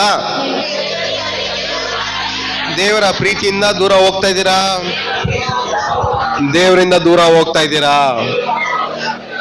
ಏನೇ ಒಂದು ವಿಶ್ವಾಸ ಇಂಜಾರ ಹೋಗೋದು ಯಾವಾಗ ಹೇಳ್ರಿ? ದೇವ್ರ ಮಾತನ್ನ ಮೀರಿ ನಡೆದಾಗ. ದೇವ್ರ ಮಾತನ್ನ ಮೀರಿ ನಡೆದಾಗಲ್ಲ ದೇವರ ಪ್ರೀತಿಯನ್ನ ಕಳ್ಕೊಂತ ಇದ್ದಾನೆ, ದೇವರಿಂದ ದೂರ ಹೋಗ್ತಾ ಇದ್ದಾನೆ. ನಾನು ಖಾಲಿ ಡಬ್ಬ ಮಾತು ಕೇಳಿಸ್ಕೊಂಡಾಗಲ್ಲ ಒಂದು ಅರ್ಥ ಮಾಡ್ಕೊಳ್ರಿ, ದೇವರ ಪ್ರೀತಿಯನ್ನ ಖಾಲಿ ಮಾಡ್ಕೊಂತ ಇದ್ದೀರಾ, ದೇವರ ಸಹವಾಸದಿಂದ ದೂರ ಹೋಗ್ತಾ ಇದ್ದೀರಾ. ಅದಕ್ಕೆ ಬೇರೆಯವ್ರ ಕಥೆಗಳನ್ನ ನಾನು ಕೇಳಕ್ ಹೋಗಲ್ಲ. ಇವ್ರ ಕತೆ ಕೇಳಿದಾಗಲ್ಲ ನಾನು ಖಾಲಿ ಆಯ್ತು. ಅವ್ರ ಸಹವಾಸದಿಂದ, ಅವ್ರ ಪ್ರೀತಿಯಿಂದ ನಾನು ಏನಾಯ್ತಾ ಇರ್ತೀನಿ? ದೂರ ಹೋಗ್ತಾ ಇರ್ತೀನಿ. ಬೇಡ, ನನಗೆ ಬೇಕಾಗಿಲ್ಲ, ಬೇಡ. ಈ ವರ್ಷದಲ್ಲಿ 11 ತಿಂಗಳಲ್ಲಿ ಎಷ್ಟೆಷ್ಟು ಕತೆಗಳೆಲ್ಲ ಕೇಳಿಲ್ಲ ನೀವು? ಎಷ್ಟೆಷ್ಟು ಮಾತುಗಳು ಮಾತಾಡಿಲ್ಲ ನೀವು? ಏನೇನೆಲ್ಲ ಯೋಚನೆಗಳು ಮಾಡಿಲ್ಲ? ಇದೆಲ್ಲ ಅದು ಏನ್ ಮಾಡಿಲ್ಲ ನಿಮ್ಮನ್ನ ಹೇಳ್ರಿ? ದೇವರ ಪ್ರೀತಿಯಿಂದ ದೂರ ಮಾಡ್ತಾ ಇದೆ, ದೇವರ ಸಹವಾಸದಿಂದ ನಿಮ್ಮನ್ನು ದೂರ ಮಾಡ್ತಾ ಇದೆ. ಏನಕ್ಕೆ ಅಷ್ಟೊಂದು ಪ್ರಯಾಸ ಪಟ್ರು, ಕಷ್ಟಪಟ್ರು ಏನಕ್ಕೆ ನಿಮ್ ಜೀವನದಲ್ಲಿ ಅಭಿವೃದ್ಧಿ, ಆಶೀರ್ವಾದ ಹುಡ್ಕೊಂಡು ಬರ್ತಾ ಇಲ್ಲ ಅಂದ್ರೆ ಇದೇ ಕಾರಣ. ಯಾಕಂದ್ರೆ ನೀವು ಮಾಡ್ತಾ ಇರೋ ಕ್ರಿಯೆಗಳೆಲ್ಲ, ನೀವು ಮಾಡ್ತಾ ಇರೋ ಕೆಲಸಗಳೆಲ್ಲ ನಿಮ್ಮನ್ನ ದೇವರ ಪ್ರೀತಿಯಿಂದ ದೂರ ಮಾಡ್ತಾ ಇದೆ, ದೇವರ ಸಹವಾಸದಿಂದ ದೂರ ಮಾಡ್ತಾ ಇದೆ. ಹಂಗಿರ್ಬೇಕಾದ್ರೆ ದೇವರ ಆಶೀರ್ವಾದಕ್ಕೆ ನೀವು ಹೆಂಗ್ ಹತ್ರ ಆಗಕ್ಕೆ ಸಾಧ್ಯ? ಎಷ್ಟು ಜನಕ್ಕೆ ಅರ್ಥ ಆಗ್ತದೆ? ಇವತ್ತು ನೀವು ದೇವರ ಪ್ರೀತಿಗೆ, ದೇವರ ಸಹವಾಸಕ್ಕೆ, ಅನ್ಯೂನ್ಯತೆಗೆ ಹತ್ರ ಆಗ್ಬೇಕು. ಹಲ್ಲೆಲೂಯಾ. ಇವತ್ತು ನಾವು ಖಾಲಿ ಡಬ್ಬ ಮಾತುಗಳು 11 ತಿಂಗಳೆಲ್ಲ ಕೇಳಿದೀವಿ. ಕರಪ್ಟ್ ಆಗಿರೋ ಮಾತುಗಳು, ಅಂದ್ರೆ ಕಲಬೆರಿಕೆ ಮಾತುಗಳನ್ನೆಲ್ಲ 11 ತಿಂಗಳು ನಾವು ಕೇಳಿಸ್ಕೊಂಡಿದೀವಿ. ಇನ್ಮೇಲೆ ಈ ಖಾಲಿ ಡಬ್ಬ ಮಾತುಗಳಿಗೆ, ಈ ಕಲಬೆರಿಕೆ ಮಾತುಗಳಿಗೆ ನಮ್ಮ ಕಿವಿ ಕೇಳಲ್ಲ. ಹಲ್ಲೆಲೂಯಾ. ನಮ್ಮ ಕಿವಿಯನ್ನ, ನಮ್ಮ ಮೈಂಡ್ ಅನ್ನ, ನಮ್ಮ ಆಲೋಚನೆಗಳನ್ನ ಈ ಕಲಬೆರಿಕೆ ಮಾತುಗಳಿಗೆ, ಖಾಲಿ ಡಬ್ಬ ಮಾತುಗಳಿಂದ ನಮ್ಮ ಕಿವಿಯನ್ನ, ನಮ್ಮ ಆಲೋಚನೆಗಳನ್ನ, ನಮ್ಮ ಮೈಂಡ್ ಅನ್ನ ಇವತ್ತಿಂದ ನಾವು ಕಾಪಾಡ್ತೀವಿ. ಹಲ್ಲೆಲೂಯಾ. ಯಾಕಂದ್ರೆ ಇದು ಕೇಳಿಸ್ಕೊಂಡಾಗಲ್ಲ ನನ್ನ ಏನ್ ಮಾಡಿದೆ? ದೇವರ ಪ್ರೀತಿಯಿಂದ ನನ್ನ ದೂರ ಮಾಡಿದೆ, ದೇವರ ಸಹವಾಸದ ಸಂಬಂಧದಿಂದ ನನ್ನ ದೂರ ಮಾಡಿದೆ. ದೇವರ ಸಂಬಂಧದಿಂದ, ದೇವರ ಪ್ರೀತಿಯಿಂದ ದೂರ ಮಾಡೋ ಪ್ರತಿಯೊಂದು ಮಾತನ್ನ ನಾನು ನಿನ್ ಮೇಲೆ ಕೇಳಿಸ್ಕೊಳಕ್ ಹೋಗಲ್ಲ, ಅದನ್ನ ಯೋಚನೆ ಮಾಡಕ್ಕೂ ಹೋಗಲ್ಲ. ಹಲ್ಲೆಲೂಯಾ. ಇವತ್ತಿಂದ ನಾನು ದೇವರ ಮಾತನ್ನ ಕೇಳಿಸ್ಕೊತೀನಿ. ದೇವರ ಮಾತನ್ನ ಕೇಳಿಸ್ಕತೀನಿ, ದೇವರ ಮಾತನ್ನ ಕೇಳಿಸ್ಕತೀನಿ. ದೇವ್ರನ್ನ ಮಾತನ್ನ ನಾನು ಮೀರಕ್ಕೆ ಹೋಗಲ್ಲ. ಯಾಕಂದ್ರೆ ದೇವ್ರ ಮಾತನ್ನ ಮೀರಂಗ್ ಮಾಡಿರೋದಲ್ಲ. ಏನಂದ್ರೆ ಇವ್ರು ಮಾತಾಡಿರುವಂತ ಮಾತುಗಳು, ಅವ್ರು ಮಾತಾಡಿರೋ ಕಲಬೆರಿಕೆಯ ಮಾತುಗಳು, ಅವ್ರು ಮಾತಾಡಿರೋ ಖಾಲಿ ಡಬ್ಬ ಮಾತುಗಳು, ಅವ್ರು ಮಾತಾಡಿರೋ ಹರಿಕತೆಗಳು, ಅವ್ರ ಮನೆ ಕತೆಗಳು, ಇವ್ರ ಮನೆ ಕತೆಗಳು, ಇದೆಲ್ಲ ಕೇಳಿಸ್ಕೊಂಡು ನೀವೇನ್ ಮಾಡಿದೆ? ದೇವರ ಪ್ರೀತಿಯನ್ನ ನನ್ನ ದೂರ ಮಾಡಿದೆ. ದೇವರ ಸಹವಾಸದಿಂದ ಸಂಬಂಧದಿಂದ ನಾನು ಏನ್ ಮಾಡಿದೆ? ದೂರ ಮಾಡಿದೆ. ಸೊ ಇವತ್ತು ದೇವರ ಸಂಬಂಧದಿಂದ, ದೇವರ ಸಹವಾಸದಿಂದ ದೂರ ಮಾಡೋ ಪ್ರತಿಯೊಂದು ಮಾತಿಂದನು ನಾನು ದೂರ ಹೋಗ್ತೀನಿ. ಹಲ್ಲೆಲೂಯಾ. ಇರೋ ಜಾಗದಲ್ಲೆಲ್ಲೇ ನಿಂತ್ಕೊಳ್ಳೋಣ. ದೇವರಿಂದ ದೂರ ಕರ್ಕೊಂಡು ಹೋಗೋ ಪ್ರತಿಯೊಂದು ಮಾತಿಂದನು ನಮ್ಮನ್ನೇ ನಾವು ಕಾಪಾಡ್ಕೊಳ್ಳೋಣ. ದೇವರೇ ನನ್ನನ್ನು ಕಾಪಾಡು ಸ್ವಾಮಿ, ನನ್ನನ್ನು ಕಾಪಾಡು. ನಿನ್ನ ಮಾತಿಂದ ನನ್ನ ದೂರ ಮಾಡಿರುವಂತ ಪ್ರತಿಯೊಂದು ಮಾತಿಂದನು ನನ್ನನ್ನು ಕಾಪಾಡು ಸ್ವಾಮಿ.